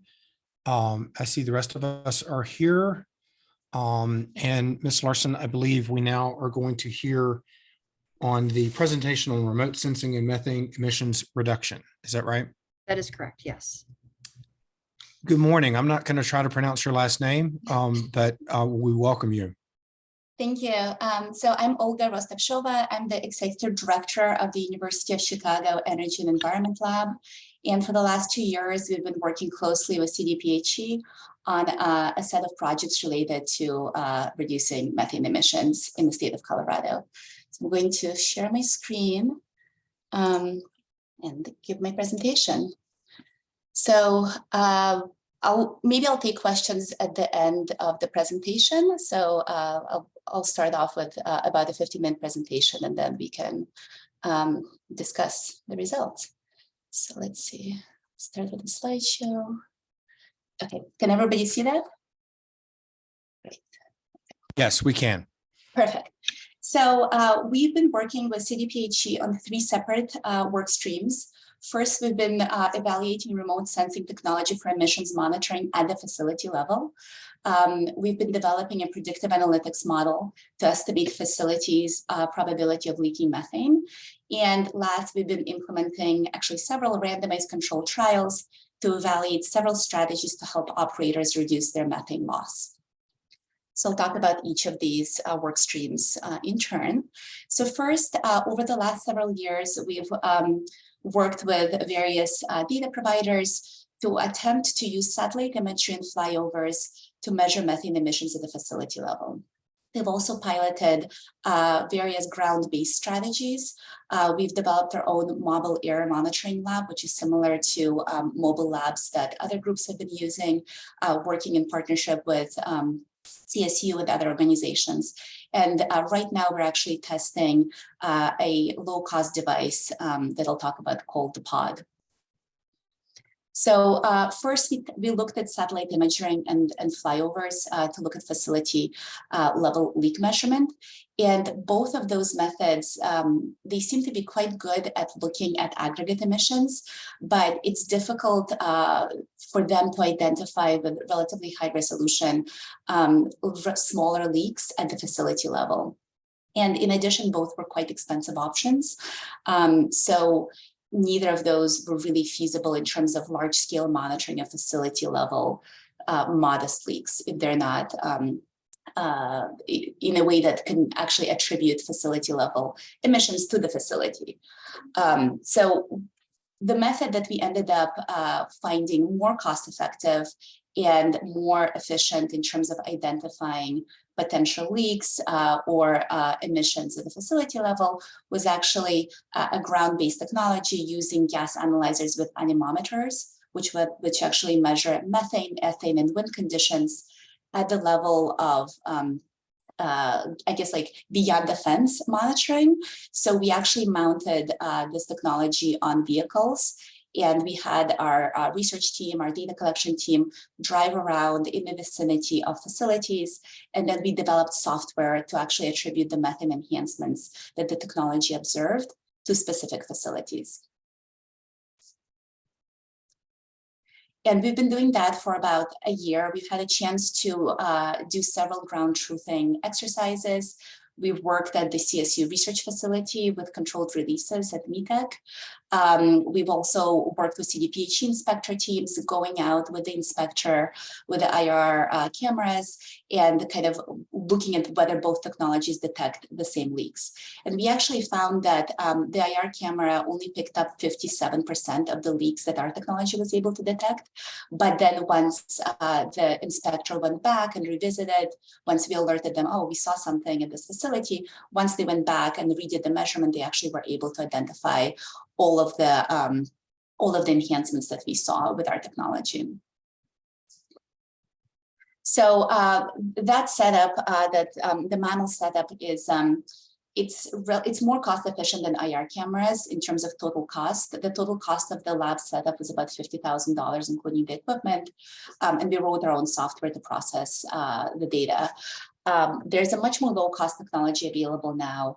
It doesn't provide measures of magnitude, but it is a fraction of the cost of the MAML technology. So at CDPHE's request, we've been piloting and testing in the field this pod setup, which was developed at the University of Colorado at Boulder. And we're actually, this year, we'll be piloting this technology in parallel with our MAML lab setup. And we have 2 MAML labs. So we actually have 2 mobile-based, ground-based monitoring campaigns going on at the same time with 2 vehicles in parallel collecting data. Now, one of the reasons that we were really focused on trying to measure emissions is that we are actually, at the same time, we developed a predictive analytics model. which we wanted to ground truth, and we wanted to kind of see whether it's working well, in addition to kind of looking at some possible regulatory solutions to reduce emissions. So the monitoring that I just described that we're doing using the Mammal Lab is actually a really important measurement technology for us and for our research projects in terms of trying to identify impact of some of these innovations that I'll talk about next. So for the last 2 years, we've been processing and merging various administrative data sets from multiple sources, including inspection data, in order to develop a machine learning model to estimate risk scores for oil and gas facilities. So the idea is to create a product that CDPHE can use to more efficiently target inspections to facilities that are most likely to leak. And actually, over the last year, CDPHE was able to use the model in order to target inspections, and they found, and I'll share results in a moment, and they found this to actually be a really useful targeting method for their purposes. So the way we developed the model was looking at a variety of data sets that we then merged, cleaned, and fed into a large artificial intelligence model that included IR inspections, weather data, oil and gas price data, equipment information, well production data. All of that information was parsed and included in the model, and the model was able to produce risk scores for each facility within the population that we were interested in, which basically indicated how likely CDPHE was to find a emissions event if they did an inspection. So as you can see here, the histogram shows the distribution of the risk scores. And, there's the risk score is relative. So it's basically showing, how likely is a certain facility to have a leak compared to another one. So it's not trying to estimate the probability of the leak, because there's just so many factors that go into that. But the idea is to really help CDPHE determine how to allocate their inspection capacity, which is limited. So this on the left, you see how CDPHE ended up using this technology last year. So we created quartiles based on leak scores of each facility. And then what CDPHE did is they took 40% of their inspections came from the highest quartile of facilities as defined by our ML model. 30% came from the second quartile, 20% of inspections were pulled from the third quartile, and only 10% of inspections were allocated to the least risky quartile as defined by our ML model. And here on the right, you actually see what we ended up finding over the last year of data collection. So the IR inspections proceeded, and as well as our monitoring. So we actually were able to monitor with our mobile lab setup at the same time that IR camera inspections were ongoing. And as you can see in this diagram, the ML model was actually working fairly well. It was effectively predicting risk of leaks and risk of emissions at the facilities that were visited. So this is kind of showing that the lowest risk quartile had the lowest probability of emissions detections, while the highest risk quartile was much more likely to have emissions detected by both our lab and AR cameras. And then the third piece of our work stream was randomized controlled trials. Now, this is an approach that's frequently used in pharmaceutical research, where during testing of a drug, patients get either a placebo or they get the drug, and there's an opportunity for researchers to see how well the drug works. So we did something similar here. Economists are now adopting that kind of approach to study the effect of regulatory action and various interventions. So in the context of looking at ways to reduce emissions in the state of Colorado, we worked with CDPHE to notify a randomly selected firm's set of facilities that they are more likely to be inspected, and they have higher risk scores as per our ML model, and therefore they might want to do something about that. So those notifications went out exactly a year ago. And then throughout the last year, we actually monitored both the treatment facilities that got the notification of their high risk status, and then the control group, which was randomly selected not to receive any notifications, even though they were also equal risk of being both inspected and notified, or sorry, inspected and to have the higher ML score as per our model. So what we find is actually notifying firms decreases their emissions. So after we sent that email, which was very low cost, all CDPHE did was send an email to operators with a list of facilities, and that's it. But we actually, over the last year, we saw a drastic reduction in measured emissions events at the facilities that got the email. You can see the treatment group in our lab measurement is in the maroon tone. So we actually find that the emissions rate is only 19% at facilities that were notified of their high risk status, while it was 26% at facilities that were not notified of their high risk status. Now, the gray bars, you can see there's actually kind of the confidence intervals overlap. So with IR cameras, there were fewer observations. So we're not seeing as strong of an impact in terms of the difference between the control and the treatment group, which we're looking into kind of what's behind that at this point.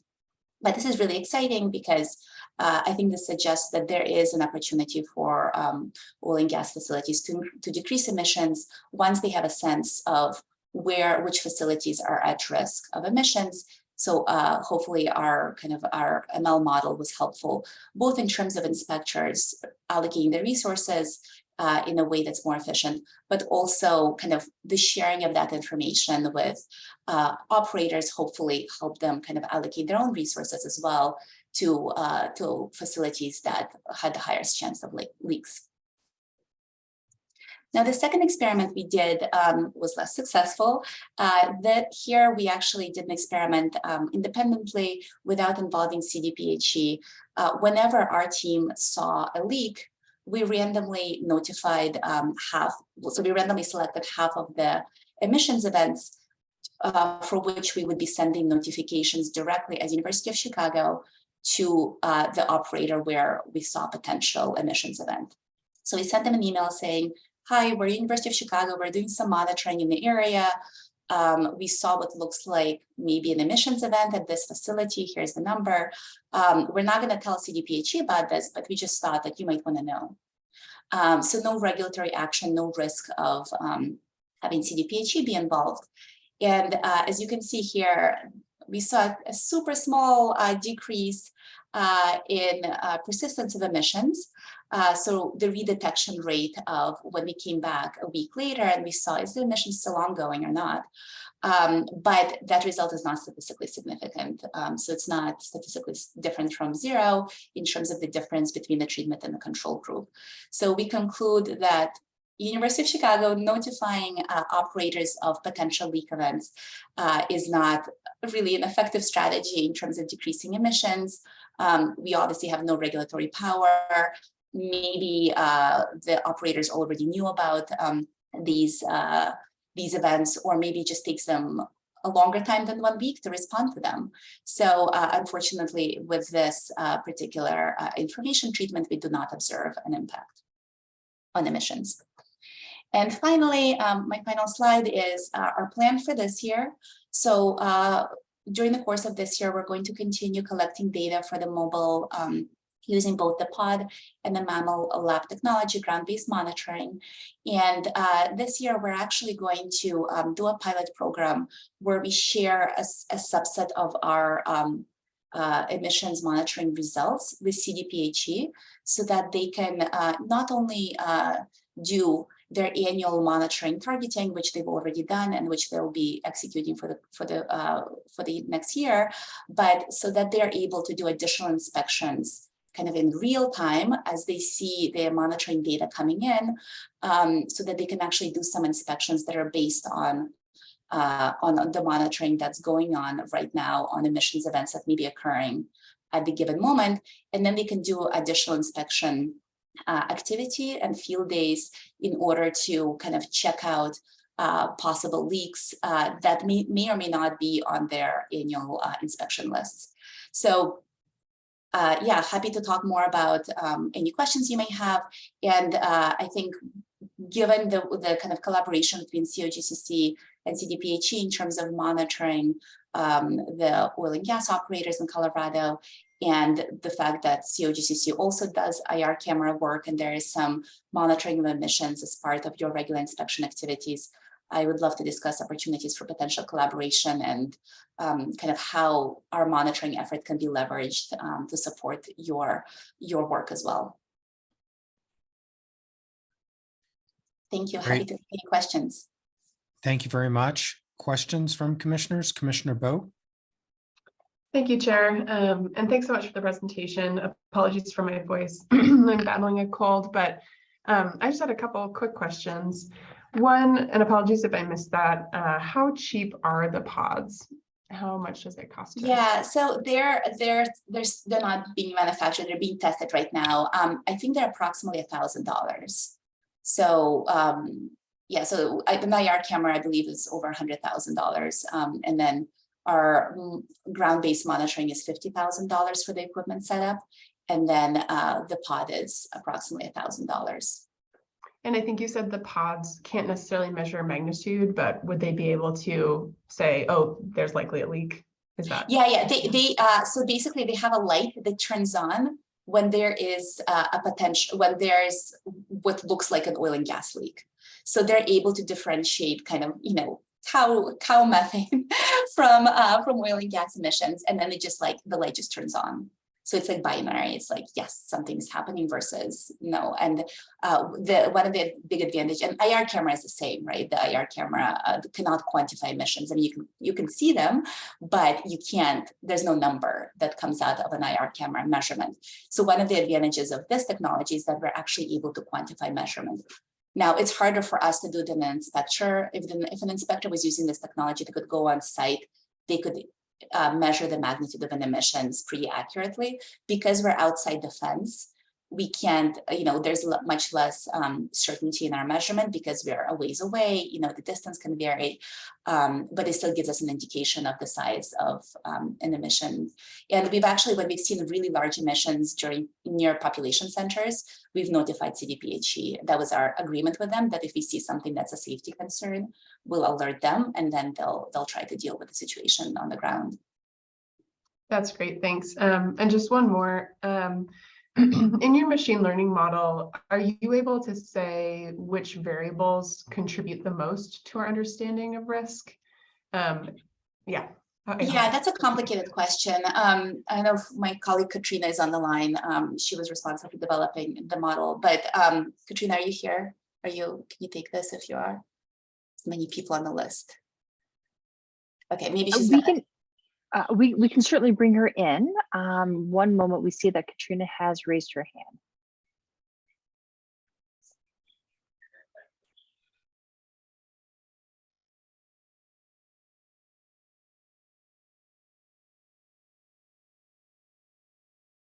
Hello, I don't know if people can hear me. Yes, we can hear you, Katrina. Go for it.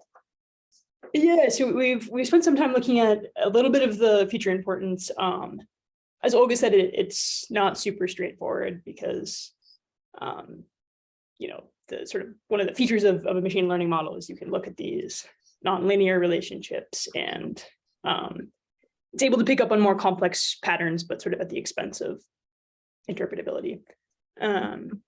So a couple of things that we've noticed are important, and we can certainly reach out with a more detailed list, but the operator is very important. Sort of some different ways of describing facility location are important. And those are the two that I remember off the top of my head, although we can definitely follow up with other features. Great, thanks, that's helpful. Thank you, Chair. Thank you. Further questions? Commissioner McGowan? Thank you, Mr. Chair, and thank you for the presentation. I'm curious to know if when you found a leak at the facility level, And then after an inspection was done, there was some sort of attempt to keep track of what was leaking, and if you found some sort of equipment or process that was causing the leak more than others, or was that not part of this? Yeah, that's a great question. We are working, we just, the inspection year just ended, so we're working with CDPHE to kind of process the data for the last year. We kind of let CDPHE do their jobs, so we were completely not involved in what happened after they went out and they did the inspections. But that's a great question. That's something that we can work with them on parsing. I mean, we didn't want to also overstep our bounds as people who really focus on monitoring and not regulation.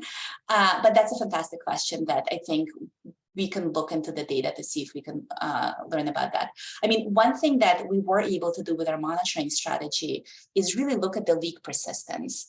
And I think that's something for which I mean, our method is certainly not as perfect as it could be, but in general, there's not a lot of information about kind of how long some of these emissions events can go on.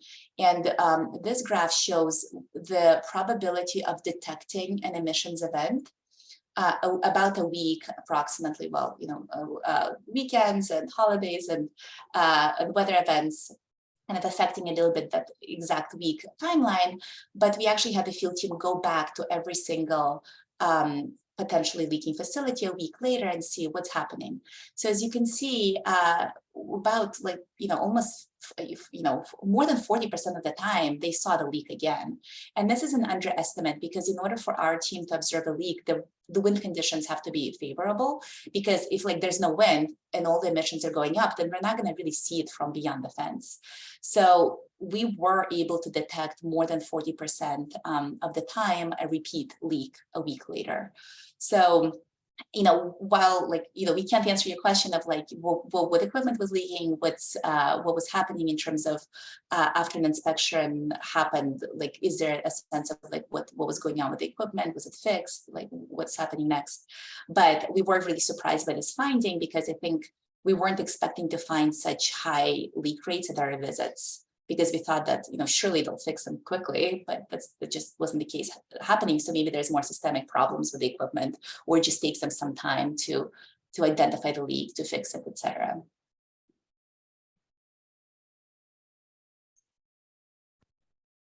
Further questions?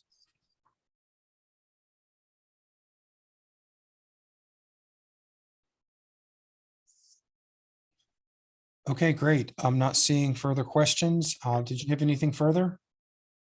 No, I guess I would, if there's anybody who is interested in connecting to learn more, we'd love to learn more about COGCC monitoring efforts and the IR camera work that your teams are doing in the field. I know CDPHE shared that they kind of occasionally work with COGCC staff in terms of exchanging information on potential emissions event. So if anybody is interested in kind of talking more about that, we'd love to do that. So please reach out to me. Great. Thank you very much. Thank you. Ms. Larson, what's next on our agenda? Next up, Mr. Chair, is Mackenzie Smith, and we're bringing Ms. Smith in right now, and she will be presenting on her Martinez-Irwin project.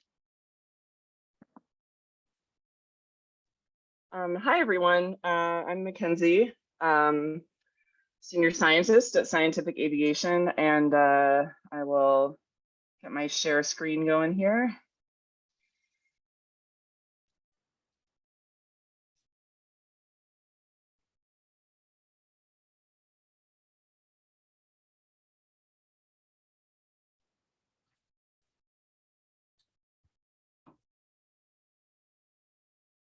Okay, great. All right, so I'm going to present today on the work we've been doing in the Denver-Julesburg Basin, as well as some preliminary data that we actually worked on last week in the Piceance Basin in 2021 to 2022. All righty. So this is our basic setup, just to give you a little bit of background on what we do. We do airborne measurements of primarily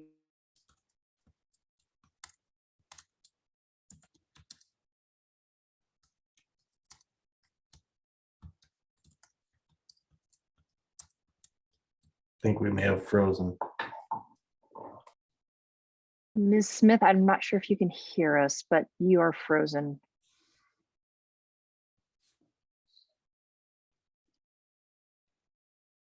Let's give her a sec.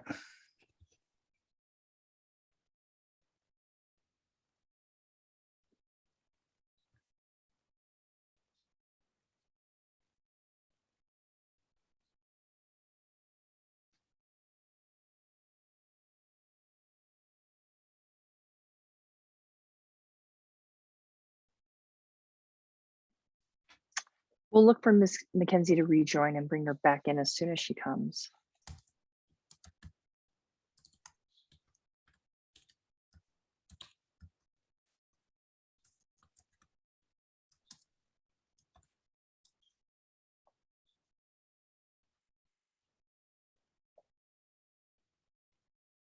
I'm so sorry, everyone. I'm back. If you'd like me to continue, small internet issues. Yeah, no problem. We can Just hear you. keep going. But your screen is not being shared. I'm gonna leave my video off in the hope that that improves things.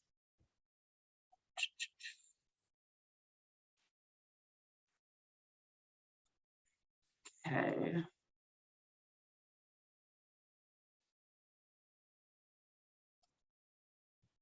Okay, so as I was saying, this is our aircraft. We have several inlets under the wing of the aircraft that pull air in through these inlets, through tubing in the wing and into the aircraft cabin, which is where we keep our scientific instrumentation. And what we primarily use is a Picaro sensor, which measures methane, CO2, and water vapor. It's a very trusted instrument. It's been used by NOAA for decades in airborne measurements, and it's really solid and reliable. Okay, so here's the basics of how we do quantification. So our main focus is using the aircraft to circle or fly downwind of sources of methane. So we can do anything from a small single facility, which is what this is depicting, this image here, as well as large scale emissions from a large basin, in which case that plume is just a lot broader because we're further downwind and much more well mixed. But basically, you know, we fly circles around a point source, and using the wind information as well as the concentration information from the Picaro that's in the aircraft, we can calculate an emission from within the target area. And that's just based on the mass balance principle of what we measure coming out minus what we measure coming in is what is actually being emitted within the target volume. And we do measure wind on board the aircraft as well. So here is an example of us measuring a gas storage facility in California. What you see here is an actual flight path, kind of you know, similar to what I just showed on the previous slide as the conceptual aircraft path. And so we fly a bunch of circles around a source. This shows blue is low concentration of methane and red is high. And so you can see we're mapping out the plume from very close to the surface up to above the plume. And so we capture the whole vertical extent of the plume. And then if we're doing a whole basin, which I'll show some data from that, from the Denver-Julesburg shortly, you know, we can also just fly straight lines downwind and get the same map as well as straight lines upwind. And so it's all about those enhancements downwind.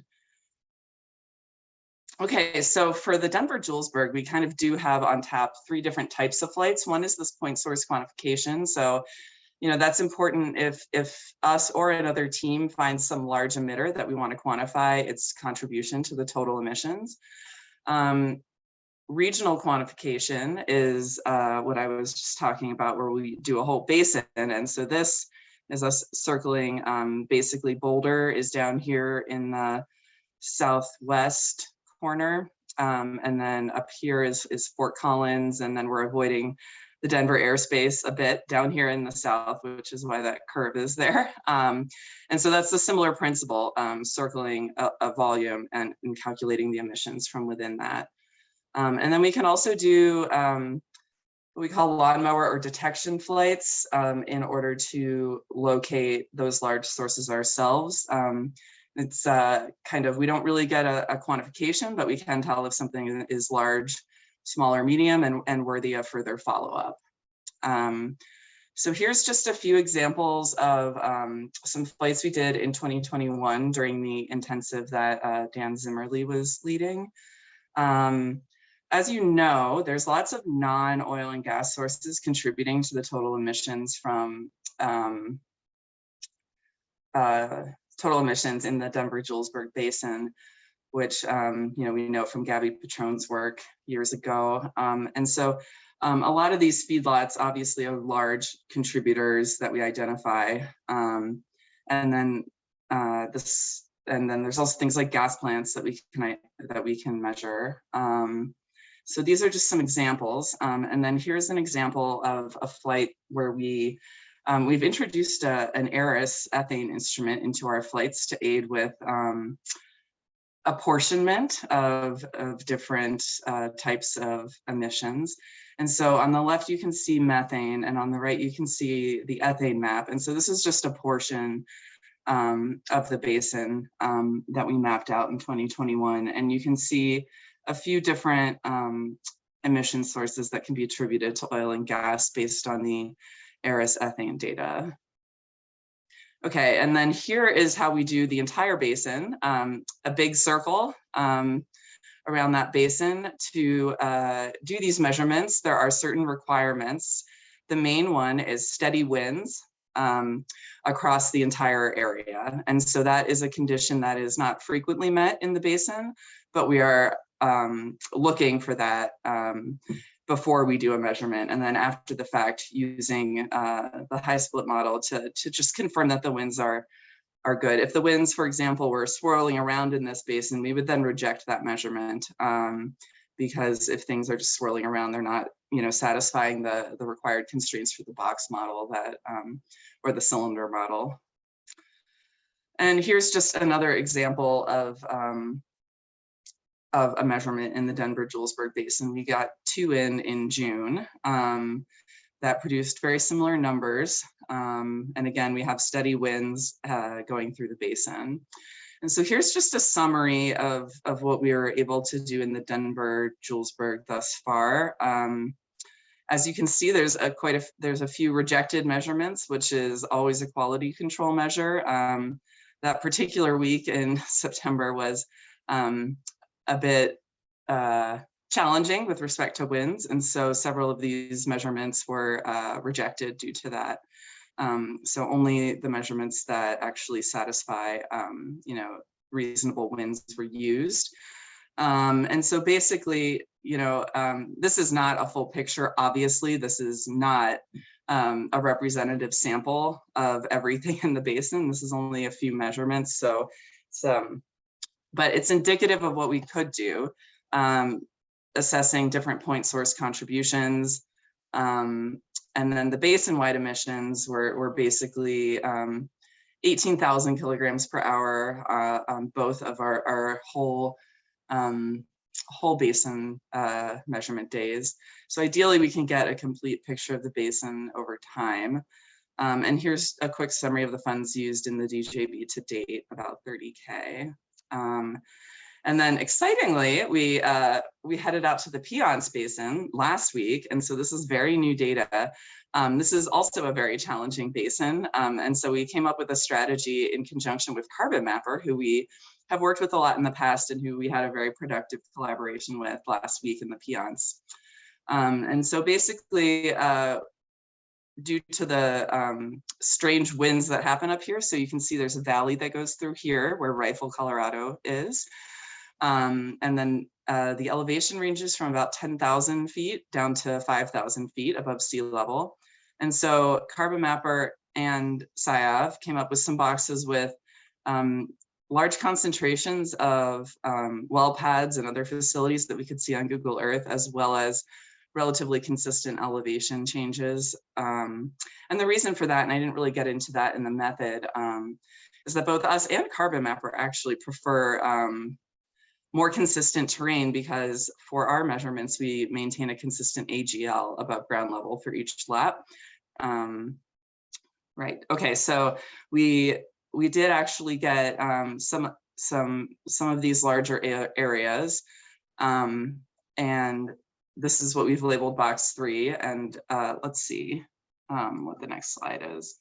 Okay, that's where I talked about the terrain variation and wind field variability. So this is just more a rationale for why we're choosing a couple areas to focus on at first, although we did attempt some whole basin measurements that aren't in this presentation, but I'll talk about those at the end. Right, oh, let's go back. Right, so this is just highlighting our synergistic collaboration with Carbon Mapper. They get really quick data about different types of detections, so they can kind of tell you if it's a big thing, it's a small emission. They take a little longer on their quantifications. And so the day prior to this flight, Carbon Mapper had detected a large leak that didn't look like there was a good source for it anywhere around. And so the very next day we went and quantified that as a follow-up, and then they confirmed it's persistent over its persistence over a few days. And then this is kind of a cool success story because CDPHE was alerted. We were meeting with them every day about the results, and someone was actually sent out to inspect this area. And I'm not entirely sure how the leak was stopped, but it was, and that was again confirmed by both airborne platforms, us and Carbon Mapper. Right, so here's some preliminary findings, and I will emphasize these are preliminary. They are literally just from last week. But down here in the southeast, we measured a portion of emissions, which were fairly low, which kind of makes sense. It's a smallish box with not a huge density of facilities or well pads in it, although there definitely are some. Then this is what we quantified, that leak, which I believe was from a gathering line. I'm not sure if that was fully determined yet. And that was 400 kilograms per hour of methane, then confirmed to have stopped later in the week. And then we got pretty large emissions from this larger area up here on this mesa of about 3,000 kilograms per hour of methane. And so this is all still being quality controlled and worked up. And then I submitted my presentation last week before we actually attempted full basin measurements. And so I won't put any numbers on those yet, but definitely higher than 3,000. And I'll be discussing those later today with CDPHE as well, and going over kind of where the status of that is. But I think we'll be able to get at least some preliminary information on the full basin emissions from here as well. So basically for that, we flew along this eastern edge here of this large pink box and mapped out the whole very broad plume from the basin. So here's the overall summaries. Basically, we're now in really good communication with CDPHE about continuing some Denver-Julesburg Basin flights, hopefully in November and throughout the year, and mapping out some time for that. This PIONS intensive is finished, and I think we got some really good data, and it'll be really exciting to compare that to what Carbon Mapper gets. They will eventually get quantifications for all of the things they detected and sum those up, and then we'll be able to do a really nice comparison for the same boxes that we both flew. So that will be pretty exciting. And I think with that, I'll conclude. Thank you for your time, everyone. Appreciate it. Thank you. Commissioners, are there questions for Ms. Smith?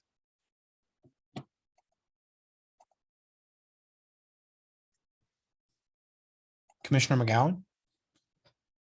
Thank you, Mr. Chair, and thank you, Ms. Smith, for your presentation today.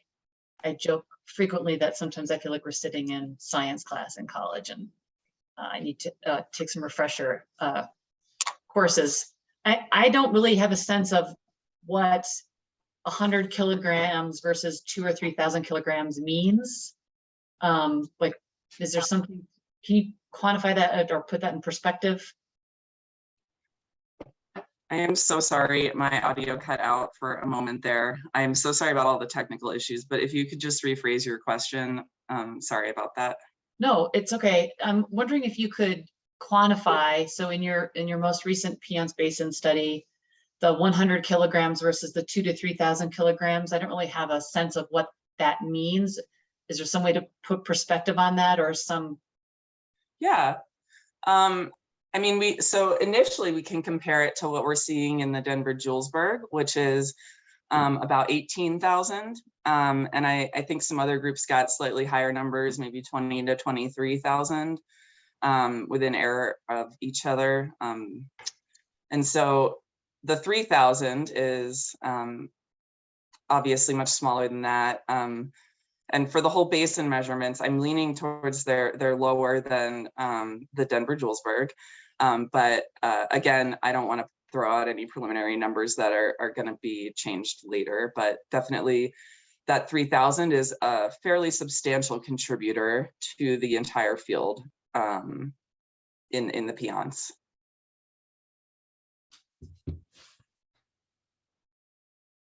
Thank you. And you might not be able to answer this today, but it would be interesting maybe just for lay person's understanding, like if you were to look at a CAFO versus, you know, some facilities, what is the comparison of methane emissions? If we were to compare various activities or large emitters that you see, to kind of put in perspective what's happening with oil and gas versus other types of activities, Right. Which is not, I don't think, not probably the purpose of your flyovers, but I appreciate the comparison of the DJ Basin to the Piceance, and I'm just trying to figure out, you know, is compared to other things, is this a lot? Is it a little? You know, what might next steps be, et cetera? And you don't have to answer that, but maybe Yeah, it would be. Sorry, I can just comment briefly that, yeah, those CAFOs do tend to be larger. So CAFOs and landfills tend to have really large emissions, but I think there's fewer of them than the gas facilities. And so that relative contribution, I think, is important when you're doing whole basin measurements. I will say I don't know if there were any CAFOs in the Piceance measurements we did. And whereas obviously there's quite a few in the Denver Julesburg. And I mean, one example of a feedlot that we measured in 2021, it was about 400 kilograms per hour relative to, you know, the total of 18,000 in the Denver Julesburg. I also know that these things can vary with seasonality and temperature, and landfills in particular with precipitation. So, and then of course the oil and gas stuff can also be variable. So intermittency is always a question that's hard to answer. Thank you, I appreciate that. Further questions?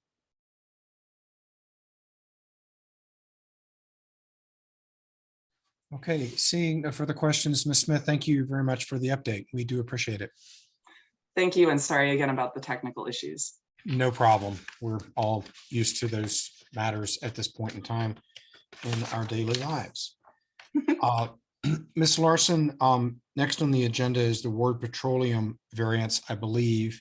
Are they ready to go, or do you know? And They are ready to go, and we've just brought them in. So give us a moment for them to appear and to get set up, and we can move into that matter. Commissioner McGowan, did you have a thought question?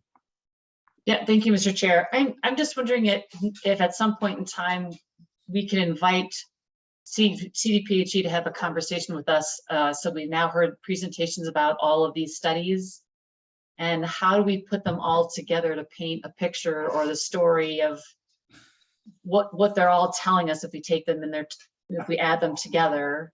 and kind of what CDPHE is thinking as next steps and how it might tie to work that we're doing as a commission. I feel like these presentations are really interesting and have a lot of information, but I'm just trying to figure out how all that gets put together and is being used to make some decisions, whether regulatory or additional data collection, et cetera. No, I'm completely with you. I actually had reached out to our director as to, do we have someone that is sort of tracking how all of these projects collaborate with each other? And so why don't we lodge that question to, Director Murphy and perhaps Commissioner Messner, who's kind of taken charge of these sorts of things, as well as CDPHE, and see if we can get, either a panel or CDPHE to come back and sort of talk to that point, because I do think that synthesizing all of these various things into one collective go forward does make a whole lot of sense. So great point, Commissioner McGowan. So that notion is furthered at this point. Okay. We now will take up docket 2112-00236, the Ward Petroleum Corporation variance request. Good morning, Ms. Fanning. Good morning. Let me share my screen.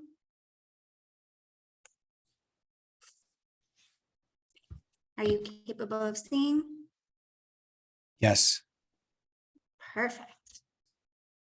Hello, my name is Tricia Fanning. I'm president of Ardor Environmental. I'm here today on behalf of my client, Ward Petroleum, requesting a 502B director recommended variance.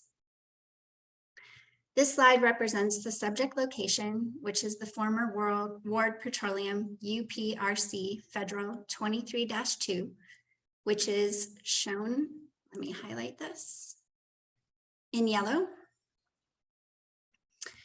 On the left-hand side, the access road is represented by the black dashed line running east to west. This will be the subject of the variance request today. The location ID is 330647, which is the former well API of 123-19409. The site is located in Weld County in the northwest section 23, Township 10 North, Range 64 West. Ward Petroleum Corporation, operator number 10359, is respectfully requesting a Rule 502B variance approval from the reclamation requirements contained in Rules 1003 and 1004 for the UPRC Federal 23-2 sites formerly used access road. Ward was the owner and operator of the UPRC Federal 23-2. Ward currently has a $100,000 blanket plugging bond and a $25,000 blanket surface bond as required under the rules and regulations of COGCC. Ward had a federal surface bond, which was released upon its sale of assets in 2018. As represented on the slide, Ward plugged the subject well on January 15, 2017. Final reclamation of the location commenced spring of 2017. The site was initially inspected in August of the same year, confirming that the well was plugged and noting vegetation growth. Ward received approval of their subsequent Form 6 on May 18th, 2018. Final reclamation Form 4 sundry was submitted to COGCC on August 15th, 2019. It was conditionally approved on October 10th, 2019, pending final reclamation inspection. The photos represented on this slide are site photos from COGCC's inspection, looking east, showing the well location has been reclaimed. The aerial photo from the October 2020 Google shot shows that the site reclaimed an access road to the former location and beyond is still being used by U.S. Forest Service leases. This is represented here. The photo on this slide represents a picture included in the COGCC email correspondence on April 3rd, 2020, requesting the access road be reclaimed between these two red points. It was in COGCC's reclamation staff opinion that the road should be reclaimed because there was no oil and gas facilities beyond this location, and that the road should be reclaimed to meet Rule 1004. Ward stipulated that the road is managed and maintained by the U.S. Forest Service as outlined in the surface use agreement that was provided to COGCC. COGCC continued to request Ward seek a variance for the access road reclamation request. Ward provided COGCC staff of the surface use agreement regarding the road use and that it was owned and managed by the U.S. Forest Service and that their wishes were for it to remain in place. Final reclamation inspection was not conducted by COGCC until August 26, 2020. It approved the final reclamation had been met and that the former well location, but COGCC was still requesting a former letter from the U.S. Forest Service regarding the access road. As noted in this slide, the access road from the location continues past the former tank battery, the access road that was formerly used by Ward during its operations and was part of the surface use agreement with the U.S. Forest Service.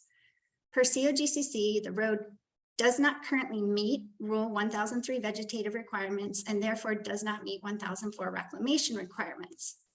However, the U.S. Forest Service is the owner and responsible for the management of the access road, and the surface use area is open for range cattle grazing. Returning back to my earlier image of the subject location for which Ward is requesting a variance of the access road. The access road, which is shown here in the dashed black lines, is managed by surface owner, which is U.S. Forest Service. The U.S. Forest Service represented that they wanted to keep the access road as is and not have Ward reclaim this, and that was communicated by email. And at their request of COGCC, the U.S. Forest Service provided a letter to that effect included on my next slide. As stated in the letter, the Forest Service wants the well access road to UPRC 23-2 former location to remain as is to allow for the continued administrative use, including the use by livestock grazing permittees in the area. U.S. Forest Service also noted that other than the access road in question, all other roads visible on the previous slide are either Forest Service roads or roads to facilities that are operated by High Point Operating Corp. Pursuant to Rule 502B, the applicant is requesting a variance from the rules 1003 and 1004 pertaining to the access road reclamation requirements for the UPRC Federal 23-2. The requested relief is consistent with Rule 502. The applicant has made in good faith effort to comply. The requested variance will not violate the basic intent of the act because it's consistent with the wishes of the surface owner who is charged with the stewardship of the application lands. The requested variance is necessary to avoid undue hardship as the surface owner has indicated its desire for continued use of the access road, and it supports the approval of the requested variance. Ward is no longer an operator of the location or other oil and gas assets in Colorado. Further, the applicant cannot recover its posted bonds until this application is approved. Granting the variance will result in no net adverse impacts to public health, safety, welfare, environment, or wildlife resources, as illustrated by the letter in support of the variance submitted by the surface owner, as well as applicable conditions included in the surface use plan. The requested variance contains reasonable conditions of approval or other mitigation measures to avoid, minimize, and mitigate adverse impacts to public health, safety, welfare, environment, and wildlife resources. The surface owner will manage the surface lands pursuant to their surface use plan. I welcome any questions at that time, and thanks. Okay, very good. Thank you for the presentation. Commissioners, do we have questions? And commissioners, I would note I'm noting for the record that there is a director's recommendation for approval of the proposed variance that is contained within our portfolio, just so that we've got that in our record as well.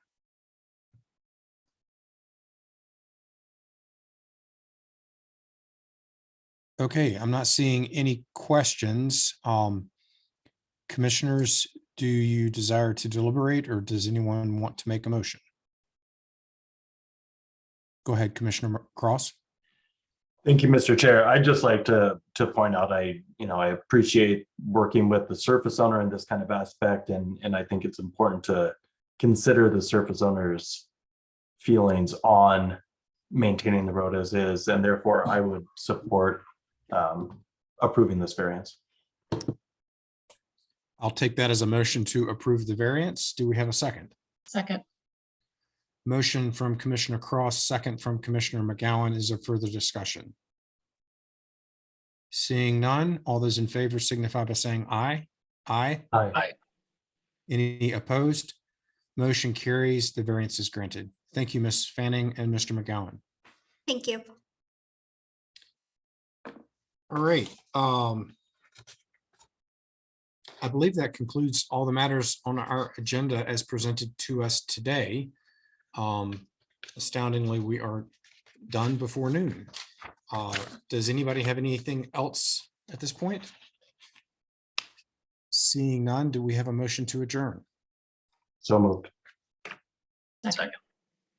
We have a motion and multiple seconds. All those in favor signify by saying aye. Aye. Aye. We are adjourned. Thank you, everybody. See you in a bit.